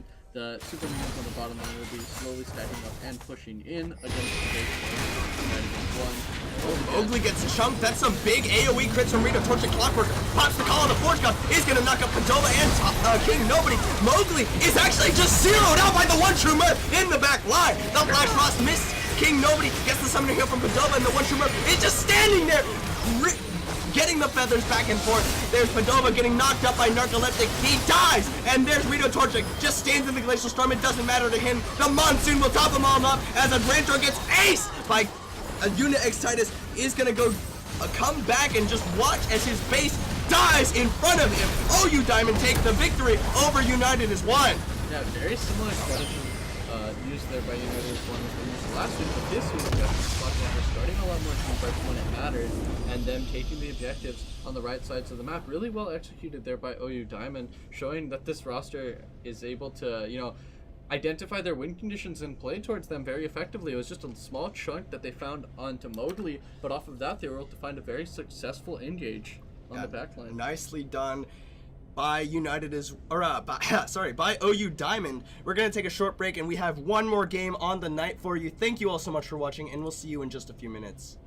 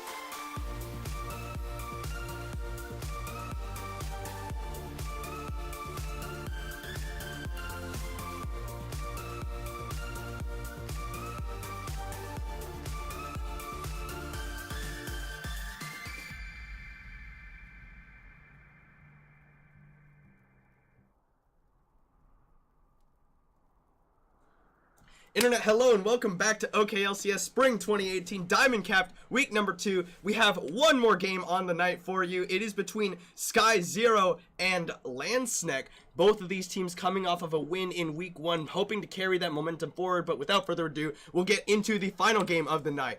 Yeah, and so this is the highly anticipated match of the night. I guess the one that, like, the two higher up ones on the power rankings that were published by Beniona about a week ago. Small sell out Talking there. about yourself you can go ahead in and the see it third on person. getrec.com Or it's getrec.club actually. club slash It's community blog slash something like that. Beniona power rankings slash let's get into this game. Alright, it is Sky Zero on the blue side against Landsneck on the red side. They will be using a sub top laner. Darbluzzi not playing this week. Instead, we see General Hannibal Barca, 6'5" in rows for UC Davis or something like 6'5" that. in rows for UC We Davis. see him on the Shen, Unreal Obama on Lee Sin, Almighty on the Vidar actually, the Omega Squad Vidar, Kitachi on Tristana, Randy Newman on the Braum, as well as on the side of Landsnake, we have Jack Loves Lamps on Poppy, Sci-Fi on Sejuani, Echoed Voice on the Morgana mid lane, Karamat on Kog'Maw, and PB Doughboy on the Alistar. Stuff that I'm interested in seeing is these comps actually function kind of similarly, with General Hannibal Barca and Jack Loves Lamps kind of nullifying each other. We don't expect a lot of snowballing to be coming in that lane, but both of them are just trying to stop the plays the opponents are making. And we also have two pick junglers with Sejuani and Lee Sin. Obviously, Sejuani scales a little bit better as she is a tank, but Lee Sin, it's difficult to say how well Lee Sin scales because he always has a playmaking at all stages in the game. Mid lane, obviously Vidar scales infinitely into the late game, but his pick potential gets pretty nullified by the Dark Shield, or The Black Shield. The Black Shield provided by Echoed Voice. And so it'll just be interesting to see how much pressure gets put on each mid laner. They both took Cleanse this game to get out of the Dark Binding and the Event Horizon, respectively. Yeah. And then in the bot lane, we have Karamat and PB Doughboy versus Kitachi and Randy Newman. Both supports are really good at stopping plays from happening. So it is up to both junglers to find plays to make against pretty much everyone trying to stop plays from being made. It'll be interesting to see the way that the Unreal Obama looks at all this and decides to do his pathing. He just did the blue buff versus red Sand and jungle clear, whereas Sci-Fi is doing a little bit of a longer, more full clear, where he did his romp and now doing his wolves. Go ahead and smite that up, and he's going to be full clear as well. He went jungle Talisman, which tells us he wants to do full clear. Unreal Obama now smited his red buff, full HP. Going to be looking to make a gank actually happen as Sci-Fi goes to farm pretty much the rest of the camp. So we're going to be keeping a close eye on CS as well as what these runners decide to do to make pressure happen. Unreal Obama now looping around the backside of his lane, going to the blue side jungle, trying to scout out where Sci-Fi has been slash what Cans he has done. And now he finds out that Sci-Fi did the drop. And is looking for a gank or doing Mr. Crab. I'm just gonna go Mr. Crab. If there's no ganks that happen, I would say that Landsnake does well. Honestly, both teams scale pretty evenly, right? Tristana and Kog'Maw scale about the same. You could argue that Kog'Maw's better against tanks, but there's not that many tanks to be shredding in this game. Shen blocks auto attacks and Braum blocks auto attacks with his own, right?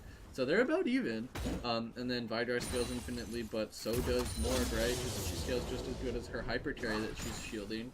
And then, as we said, it's just the playmaking that can happen from either side.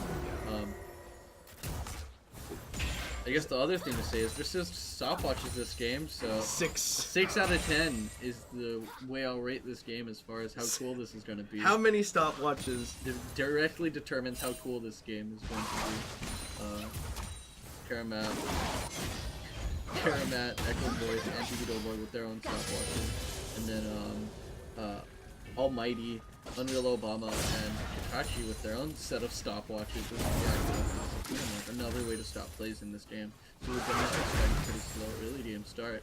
And so my question to you, right, is power rankings wise, Sky Zero rated highly, beat Rennie Kings last week.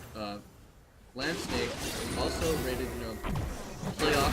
Oh, wait, hold on a second. They rocket jump in. PB Doughboy knocks Randy Newman out after knocking out Kitachi. The Unreal Obama is not going to really have a way in because of that minion wave just walking in. The Unreal Obama sort of walks around and then decides he doesn't really want to be a part of this and just walks Hey guys, out. how you doing? I'm blind, but I can still find my way around. Unreal Obama unable to find any ganks for that first part of the jungle rotation. Sci-Fi boots and a tractor snipe going to be laying down some wards to prevent Unreal Obama from finding any other plays on the map, as well as swapping to the sweeping lanes in order to get his laners a little bit of vision pressure. You see Jackalop's lamp down 10 CS in the top lane, but all the other lanes are relatively the same except for Karamat, who is down a good 7 CS. Not the end I mean, of the world. if you look at Jackalop's lamp compared to General Hannibal Barca, yeah, he's down quite a bit as well. 10 now. He was down 10, now he's 8. Not the end of the world. Small CS lead, totaling all the way up across the whole map to a total of 500, 300 gold, 400 gold.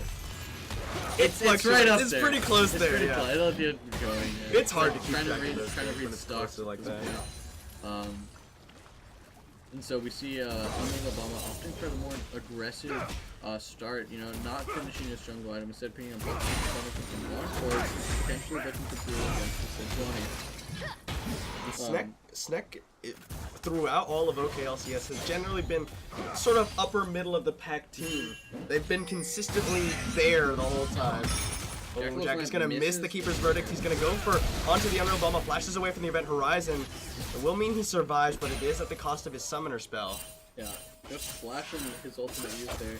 Gets General Bark out of that sticky spot. He's really looking to finish up that Bomb Cinder so he can start pushing his waves against the Poppy.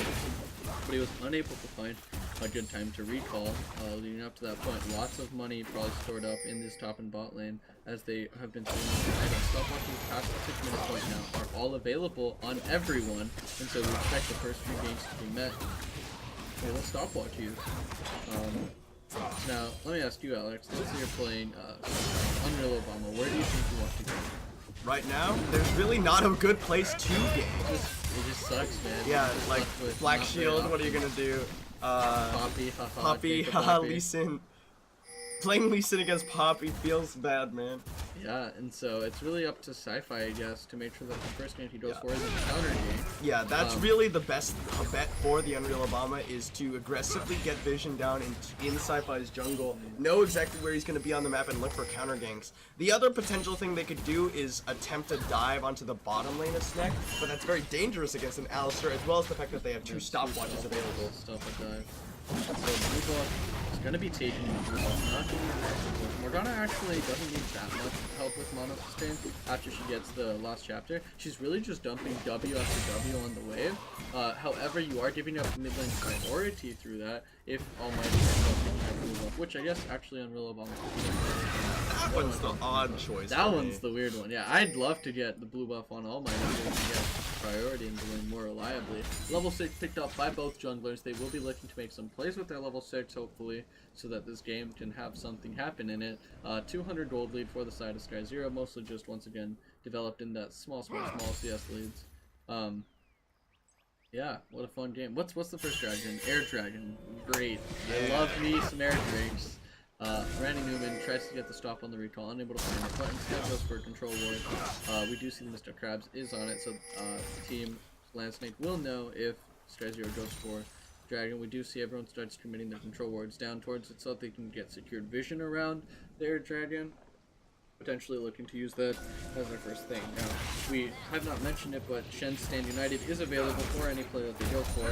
I would not want to see them. The Unreal Obama, he's just making his presence known, forcing away the bot lane of Snek. Will they look for the dive? You see that Almighty is on his way down here. The Unreal Obama is just here to try and continue to put some pressure onto this tower. Yeah, maybe for that The boy goes in for the knockup. The Unreal Obama is going to take a little bit of damage, but Living Artillery comes across. And here come the other members of Snek, Echoed Voice and Sci-Fi on their way down. Yeah, Gentle Plant has to stay here, posturing aggressively to deny any plays from Jonathan Marco with his ultimate. The shield will go through, but it will not be a full channel Stand United and a surprise Shen visit. There we go, another knockup, and the Unreal Obama is going to take some damage. He's going to safeguard out. They will continue to keep their tower alive. Yeah, as long as that Unreal Obama stays down there, it's very difficult for Karamat to wait clear, and it's going to be taxing him in the mana department. Really, really strong trades coming out here from Jackalope's Lamp, using the Poppy Shield off of the minion, and then just consistently getting grass procs on his opponent.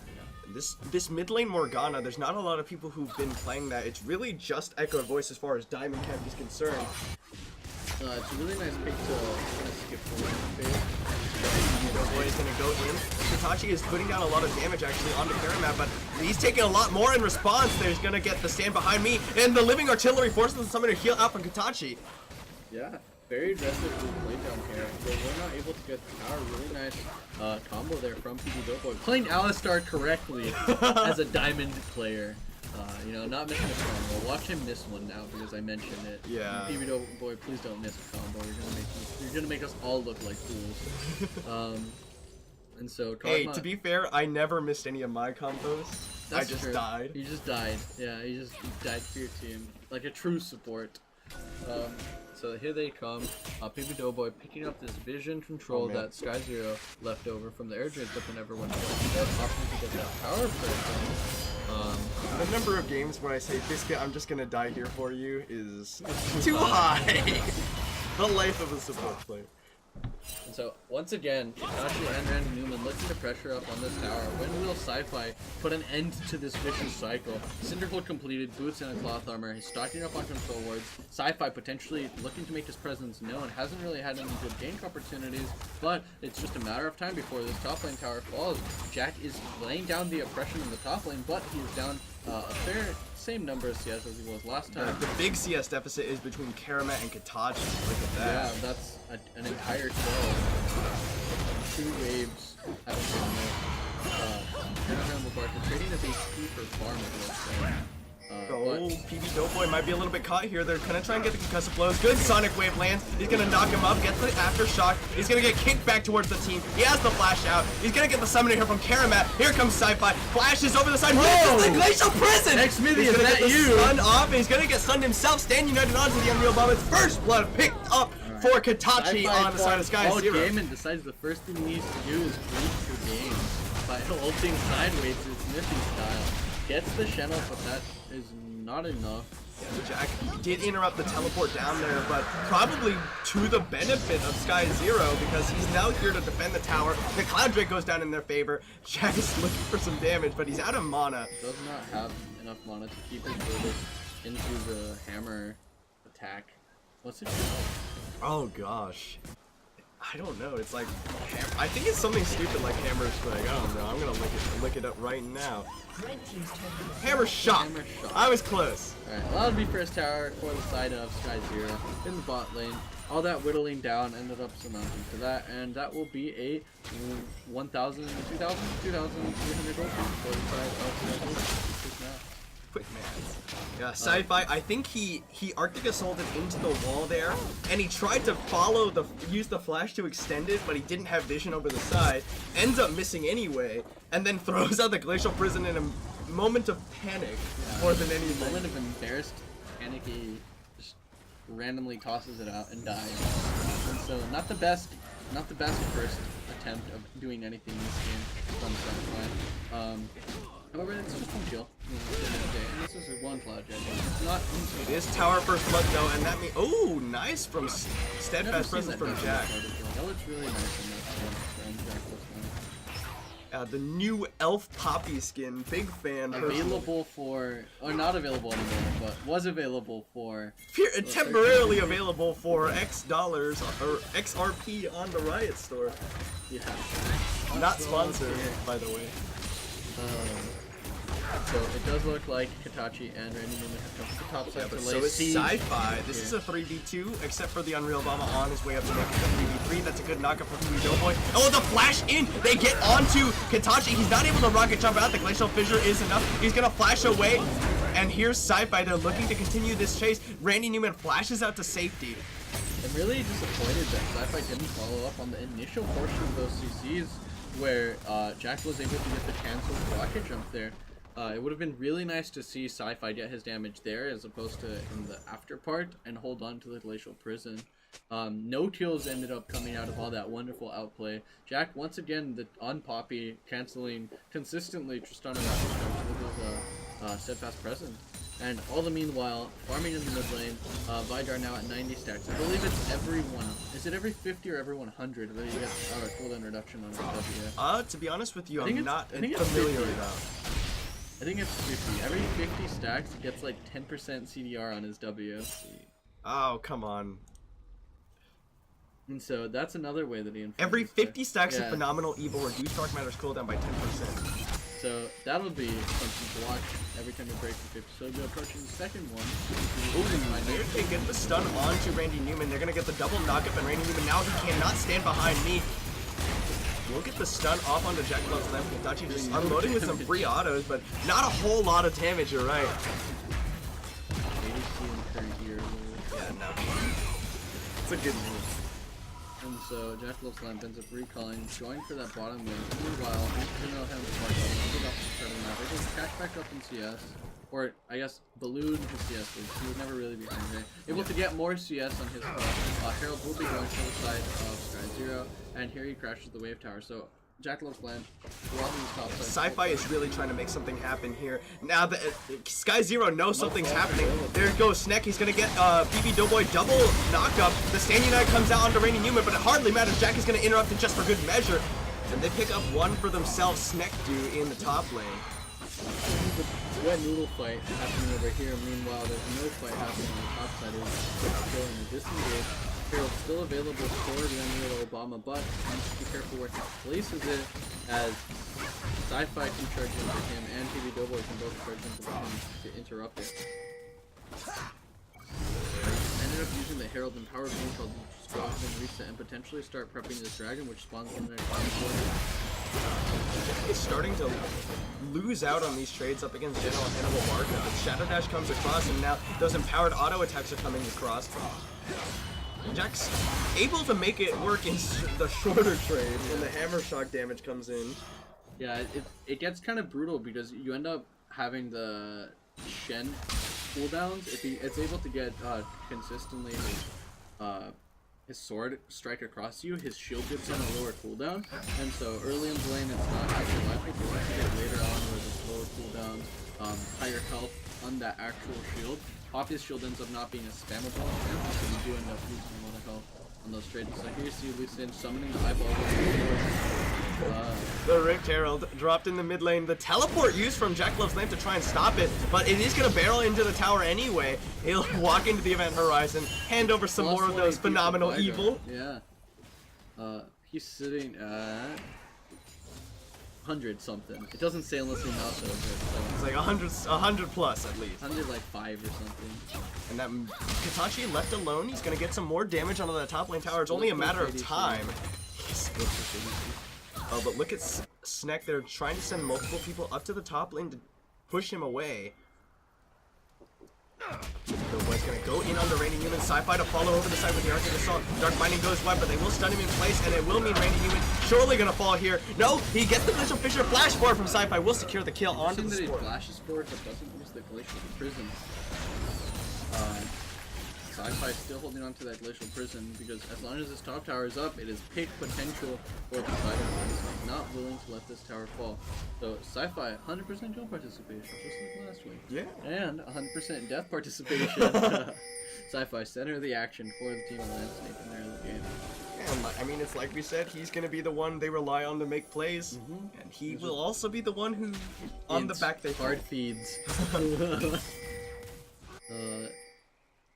So, kind of a failure of a Herald there. Obviously, it's just standing gold for the team of Sky Zero. They can just send any amount of outnumbered people to just walk up and auto attack it. That will be gold in the pockets of Sky Zero. Meanwhile, just happy to push that top lane, pick it up, and so yeah, that they will get be the mid, all they three get the outer top turrets at the same time. And they have their turrets up. So long as this goes to the lane 2019 stand that we saw today. A nice little controlled demolition. Yeah, but look at of this. all the Mountain Drake towers. started by Sky Zero, but Snek is already converging on it. There's Sci-Fi going in. The Unreal Obama's going to be locked up. He will not be allowed to get out. The Stand United is going to use the stopwatch, and now Karamat is unloading onto Randy Newman, and Randy Newman will actually be the first to fall. They knock up General Hannibal Barker with the Keeper's Verdict. They have to get out, and Snek, they pick up the support, and will they pick up the Mountain Drake? No! It's a smite secured by Sci-Fi. Really nice stopwatch there used by the Unreal Obama.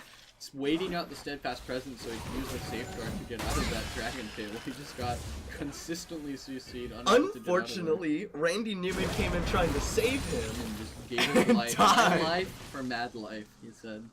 He just dies. Knight's Vow being picked up there, being built towards by Randy Newman. Knight's, Looks like a locket for PB Doughboy. yeah, people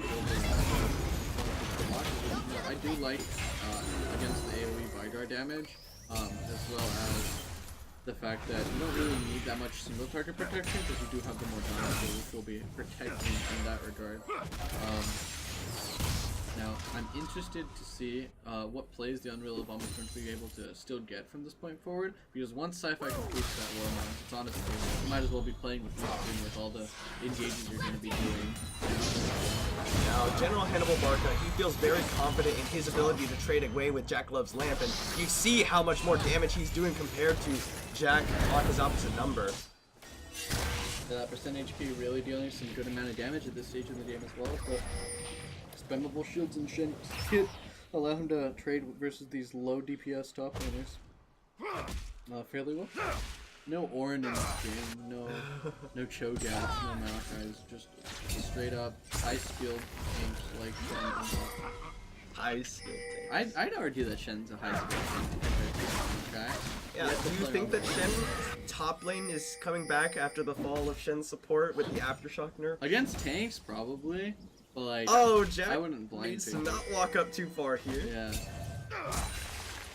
I don't like it because they removed the 30 like base damage on it, which was like a pretty big deal against carry tops.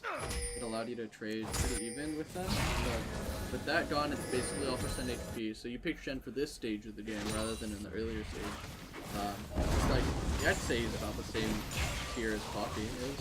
When Poppy's being picked, why not pick Shen? Do a similar job, which is to stop plays on the map.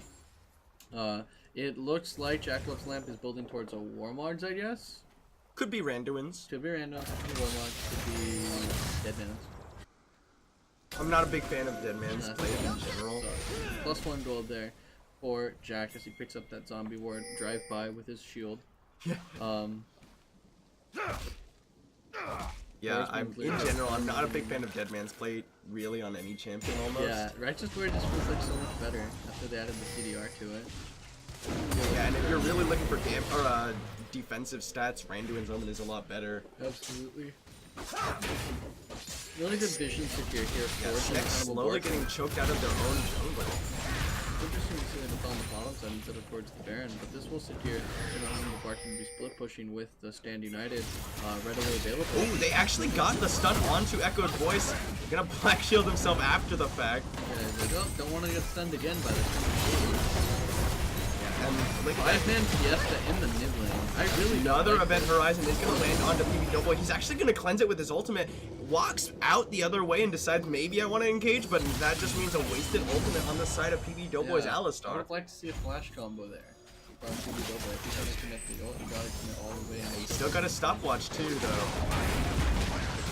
And now Snectar looking for an aggressive thing. Oh, they flash over the side. They get onto somebody. Who are they going for? PB Doughboy going to get stunned up. There's a nice unbreakable, but the soul shackles from Echoed Voice. The Stand United comes across, but it's not enough to save the Unreal Obama. Kentucky on the run outside. Event Horizon will stop them all in their tracks. PB Doughboy the first to fall on the side of Snek. Jack Love's Lamp is going to slowly go down. Double kill goes over to Almighty on the Vygar, but Karamat is unloading the triple kill for Vygar, but it's going to be the triple on the side of Karamat.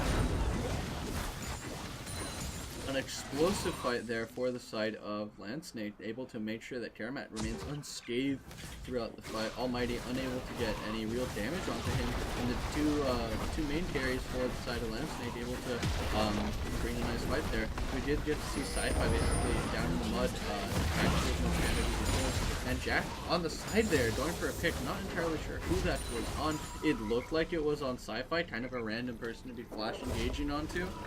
Well, it wouldn't be It was Sci- with Sci-Fi, sorry. yeah. Onto the Shen, my bad. Still kind of a random person to be engaging with. It just kind of looked like a dog I actually tank think on he. tank action. I think it was actually onto the Unreal Obama. Did he find a Sonic wave or something? That'd be the No, only reason the I'd Unreal jump on Obama him. went for the wolves on the side. Yeah. And they went for the pick.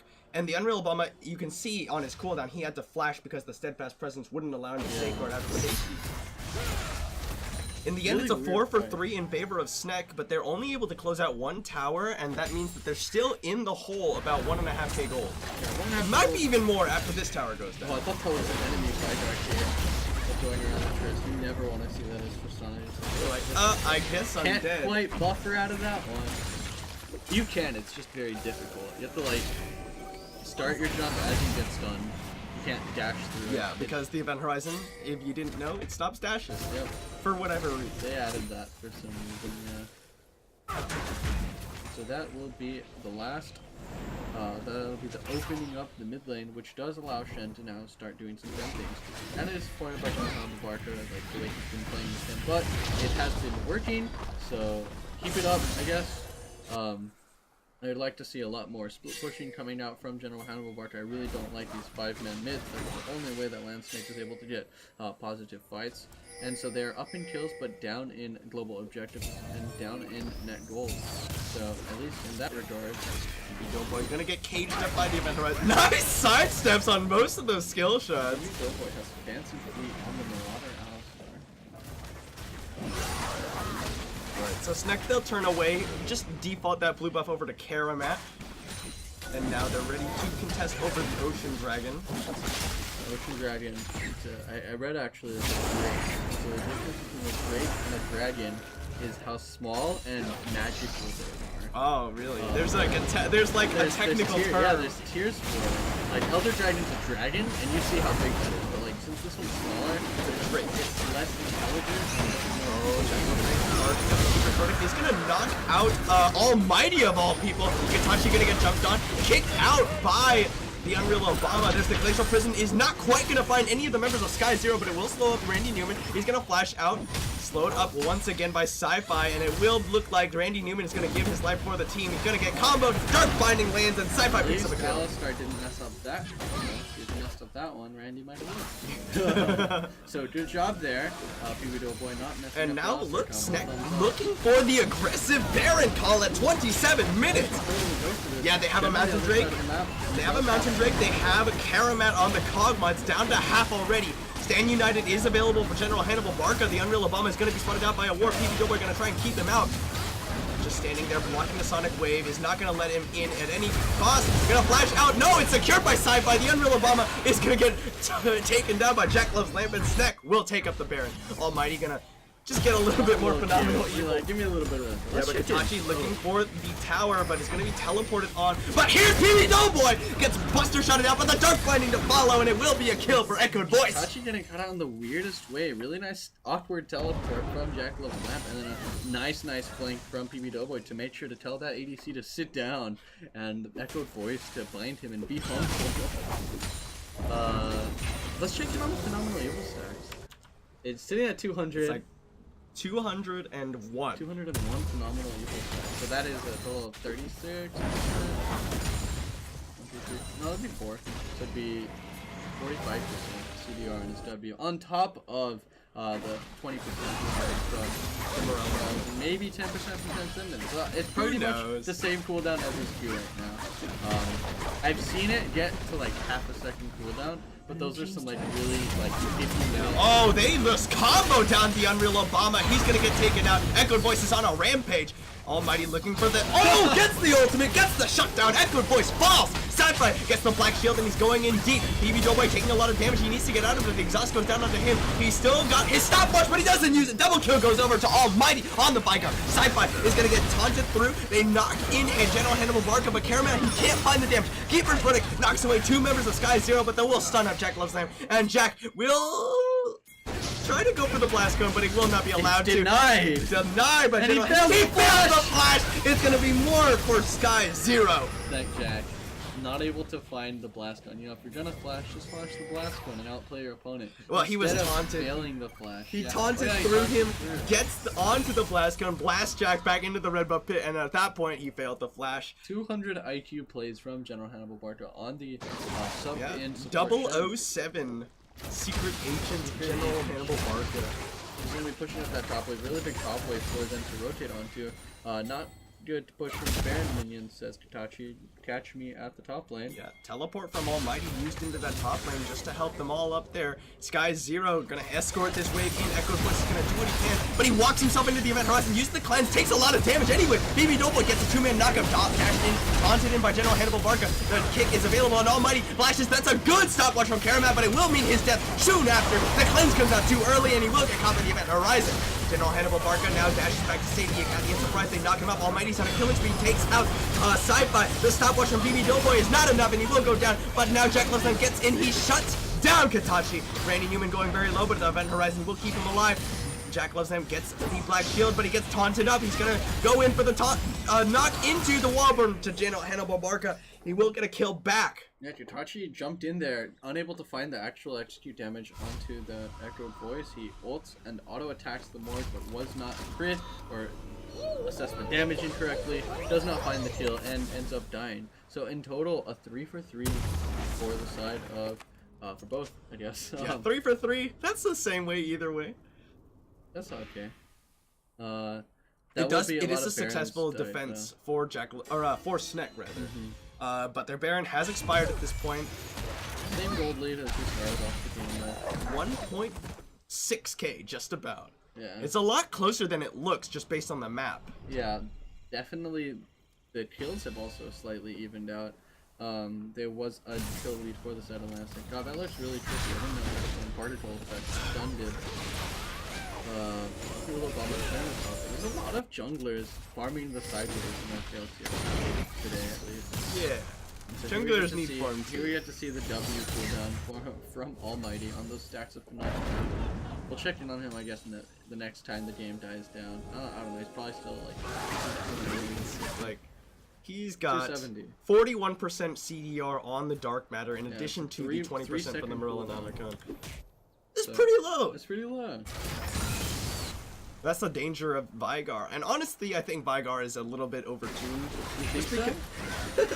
What's wrong with Vigar, dude? So, infinite scaling, low cooldown, gigantic nukes that are also zoning tools that have wave clear, a really low cooldown, gigantic AoE stun that is also serves as a zoning tool if you happen to miss it.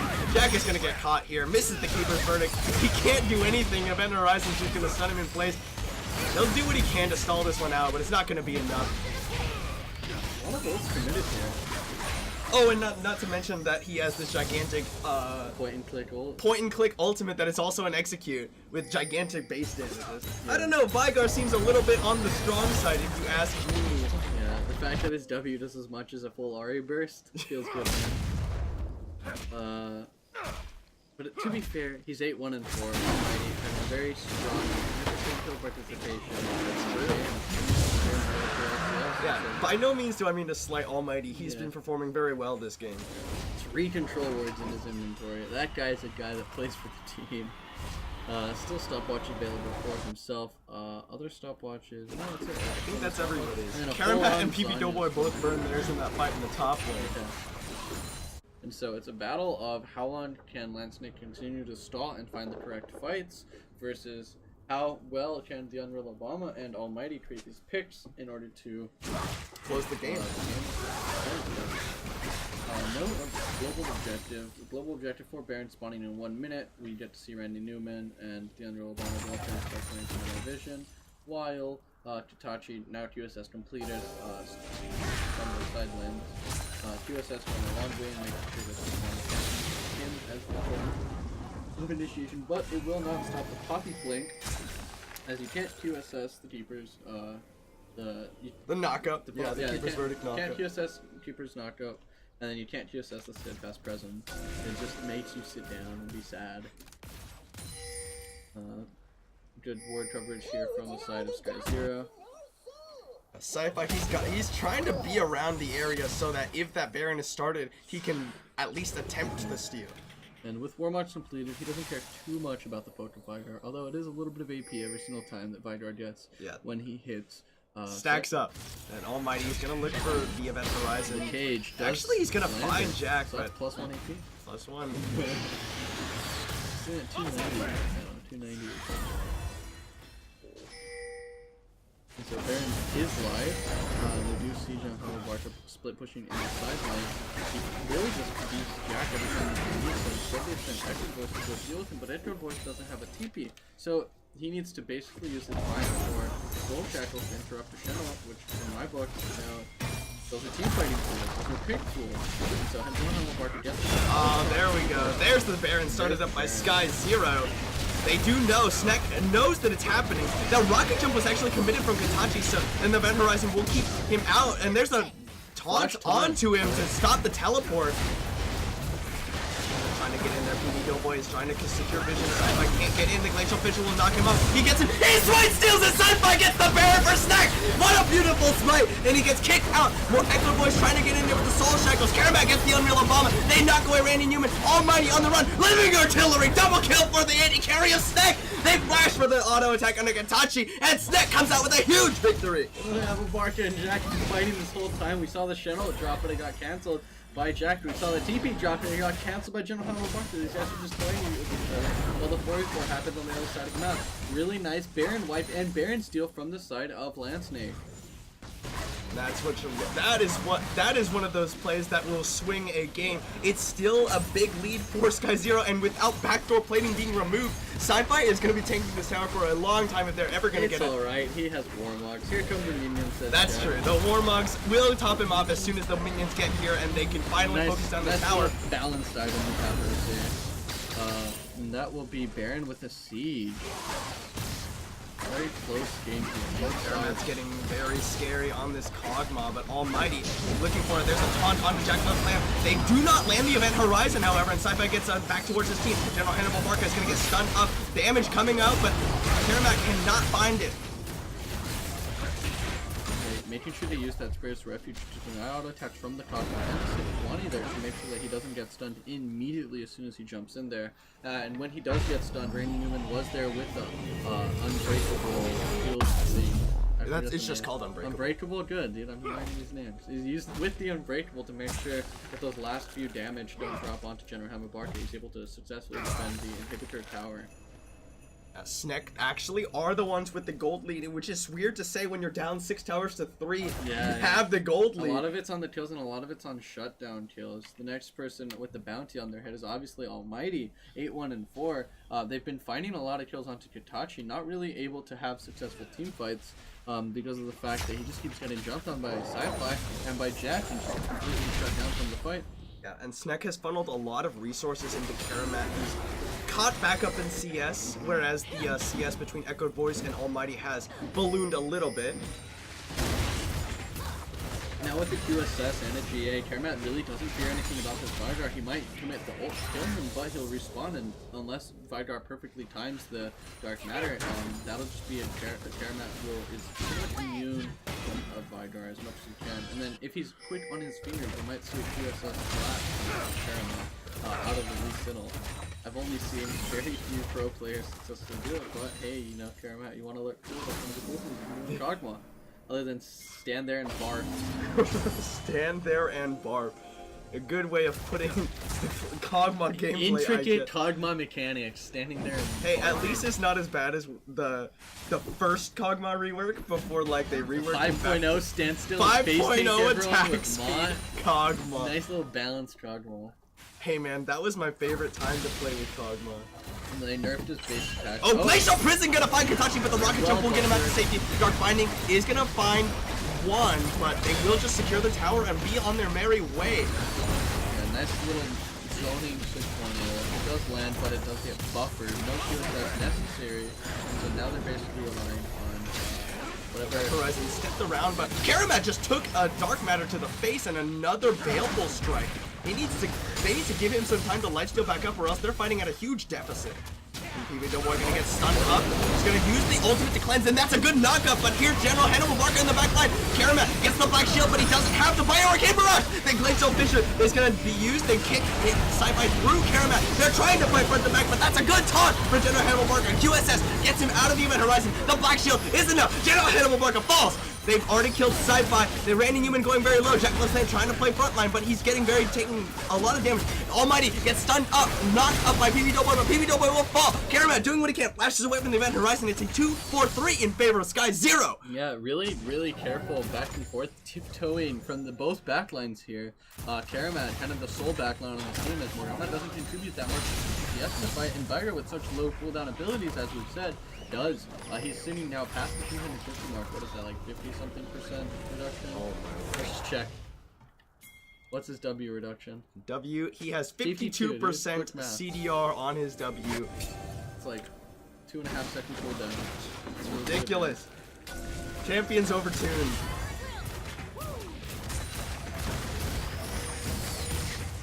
And so in these fights, he's acting more like a DPS mid now than as a burst mage mid.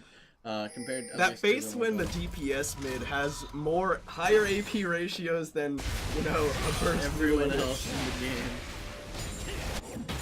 In addition to the fact that he has infinite scaling AP. Yeah, wow, yeah. Totally not ridiculous, guys. We do see he's 10-1-4. That's pretty ridiculous on the side of Sky Zero. And then it's once again, it's just a fight of when will Kakashi now finish with the last Whisper. Doesn't really care who he's battling, but if they can obviously get a care on the Bark mod, that'd be excellent. Luckily, PB Doughboy on Alistar, the ult does not care for last Whisper. He just takes reduced damage in general. Flat damage reduction.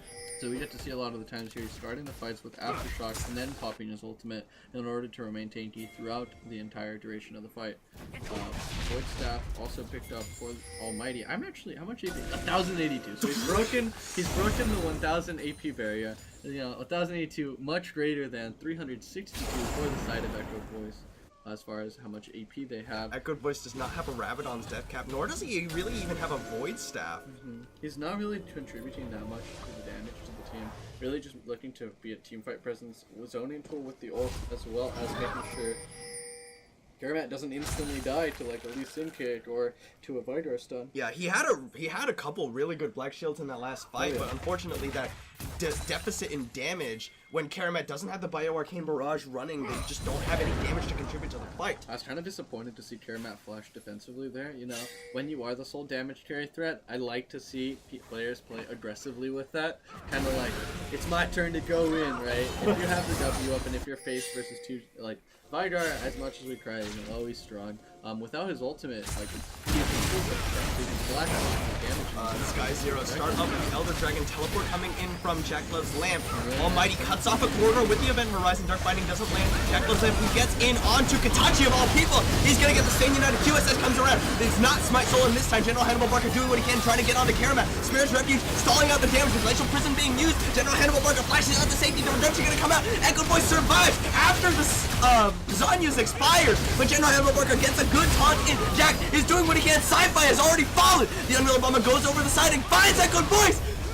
There it goes, and that's gonna be the kill. Jack loves the last remaining member, Karamat, having to run out. That will be the fall of Almighty. Yeah, finally gets the shutdown, but at the end it's a 2-for-4 in favor of Sky Zero. Elder Dragon picked up there in the post-Smite fight. And wow, nice steal. I guess that's the two Lord and the Mercurial Scimitar, yeah. And so with this Elder Dragon, they head towards Baron. Yeah, but they don't have either of their DPS threats. It's gonna take a little bit longer than they would want. Yeah, Ken does pretty decent damage. So it'll be Cogmox sniffs out a low DPS Baron. He might come over. Try to do what he can. But with Obama's strategy,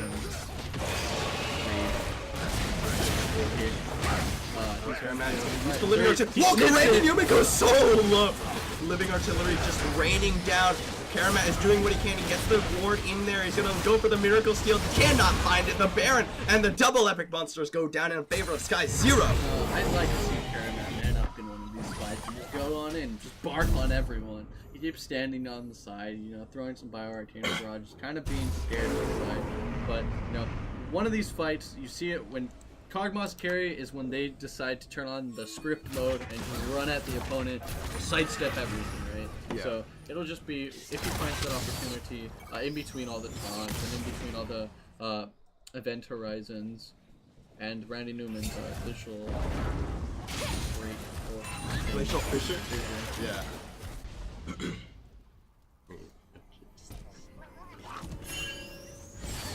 Say something for me. Something for me. Alright, I'm turning the microphone up because apparently we're a little bit on the quiet side. All 4 games. Hopefully we're louder now. Hello, internet. So, pretty even game. Baron and Elder. Just gotta wait it out for the side of Land Snake. And so it's pretty interesting to see. We considered Land Snake to be a middle of the pack upper tier team. Sci-Fi being that X factor that might boost them up in the power rankings. But granted, we did say that we expected Sky Zero as well to be very high tier. There. Yeah, those are 2 very playoff ready teams, I'd say. I'm ready to see them at playoffs facing off in what kind of could be considered either a semis or a finals contenders. Or quarters. Or You know, quarters is something that is new to the OKLCS. Oh yeah, we have quarters now. So quarters contenders in the OKLCS. This game makes me expect to get by or not. If you expect them to go across the rest of the season. So Jack looks not there looking for a keeper's verdict, ends up going on the reduced 3-second cooldown instead. Pretty much all builds completed at this point. And kind of struggling for a few more items. And for some reason, Almighty, what the heck, dude? You're so farmed. How are you missing items? The inhibitor is down. Almighty can get 1 kill, 1 death, and 1 assist. He will successfully have 13-37. Yeah, Alright, PB Doughboy, he's going in, but he doesn't land a lot. That's a Glacial Prison used onto the support. Randy Newman, Jack Lamb gets into the backline, but is stunned immediately by the event horizon. Redemption coming across for Sky Zero. He knocks them all out! And Jack Love's Lamp is now in a bad spot. Katachi front and hops forward, autos him once. knocks them closer towards him as Tachi uses his rocket jump to close that distance and find that final auto attack. I think you actually get static shift procs if you get knocked by Poppy because it's distance travel. So he reset Katachi's static shiv only to die to it. Up or down? I can't tell. Oh well. We'll see. It is a 4v5 on the map, and all 3 inhibitors fall in favor of Sky Zero. 95% chance. Oh, the event horizon finds that good voice. He's gonna get a big shield. He's gonna get the black shield onto himself. PB Doughboy goes in with the knockup, but they can't do any damage. They get the taunt onto Karamat. He QSS's it. Event horizon goes down. Almighty doing what damage he can, but they killed off that good voice. Katachi hops forward, gets the double. There's PB Doughboy looking for the knockup, but he will finally fall. And Karamat, the last remaining member of Snag alive, and he cannot stop this game from ending. In Sky Zero, they're looking for the end. Almighty with a lot of AP. 452. That's how much money extra AP we got from that game. 1,182 in total. At the end of the day, Sky Zero will be the ones who go 2-0. So Sky Zero and Apache now. Yep. The upper quartile of the league. The upper quartile. The middle of the pack being how else are the rest of the standings? I think there's Land Snake. Snack is 1-1. GSM. GSM is 1-1. OGR is 0-2. Too Fast Too Furious 0-2. Reign of Kings is 1-1. Reign of Kings 1-1. And then OU Diamond. OU Diamond's 1-1. There should be 2 more teams. Wadu is 1-1. Wadu Heck is 1-1. There should be there's more teams than that. There's 10 teams in Diamond Cap. Oh gosh, we're forgetting about a team. What did we say? What are we missing? Let's make a list, dude. Let's make a list. Yeah. Enter the camera mode. Let's make a list. Before we go, we'll go ahead and let everyone know how that is going. Now it's gonna bother me. I'm gonna have to look it up before. Gosh, we before forgot we a go. team. We forgot a team. Okay, let's go through it systematically. Wadu Heck 1-1, GSM 1-1, Apache 2-0, OGR 0-2, Too Fast Too Furious 0-2, United is 1-1, Snek 1-1, OU Diamond 1-1, Sky Zero 2-0, and Reign of Kings 1-1. Did we forget someone?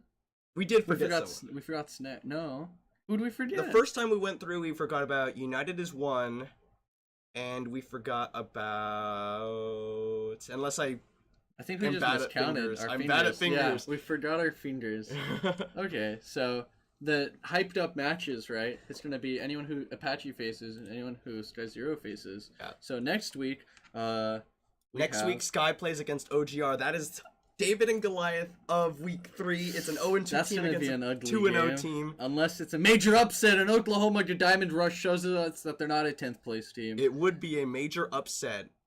I mean, as far as you can say As far from as you 3 can weeks, upset, but yeah. that would be the upset to And then it's see. Snack versus Apache, so that's kind of like the 2nd place versus 3rd place team. It looks to be that way. And GSM Anyways. versus Reign of Kings next week. Stay tuned. Yep. That'll be some good matchups next week. So that is it for us. Thank you all so much for watching. That is the conclusion of Diamond Capped Week 2. We do have Platinum Capped Week 2 still to come tomorrow at 6 o'clock p.m. Hopefully we can see you guys there. Thank you all so much for watching, and that's going to be it for us. Have a good night.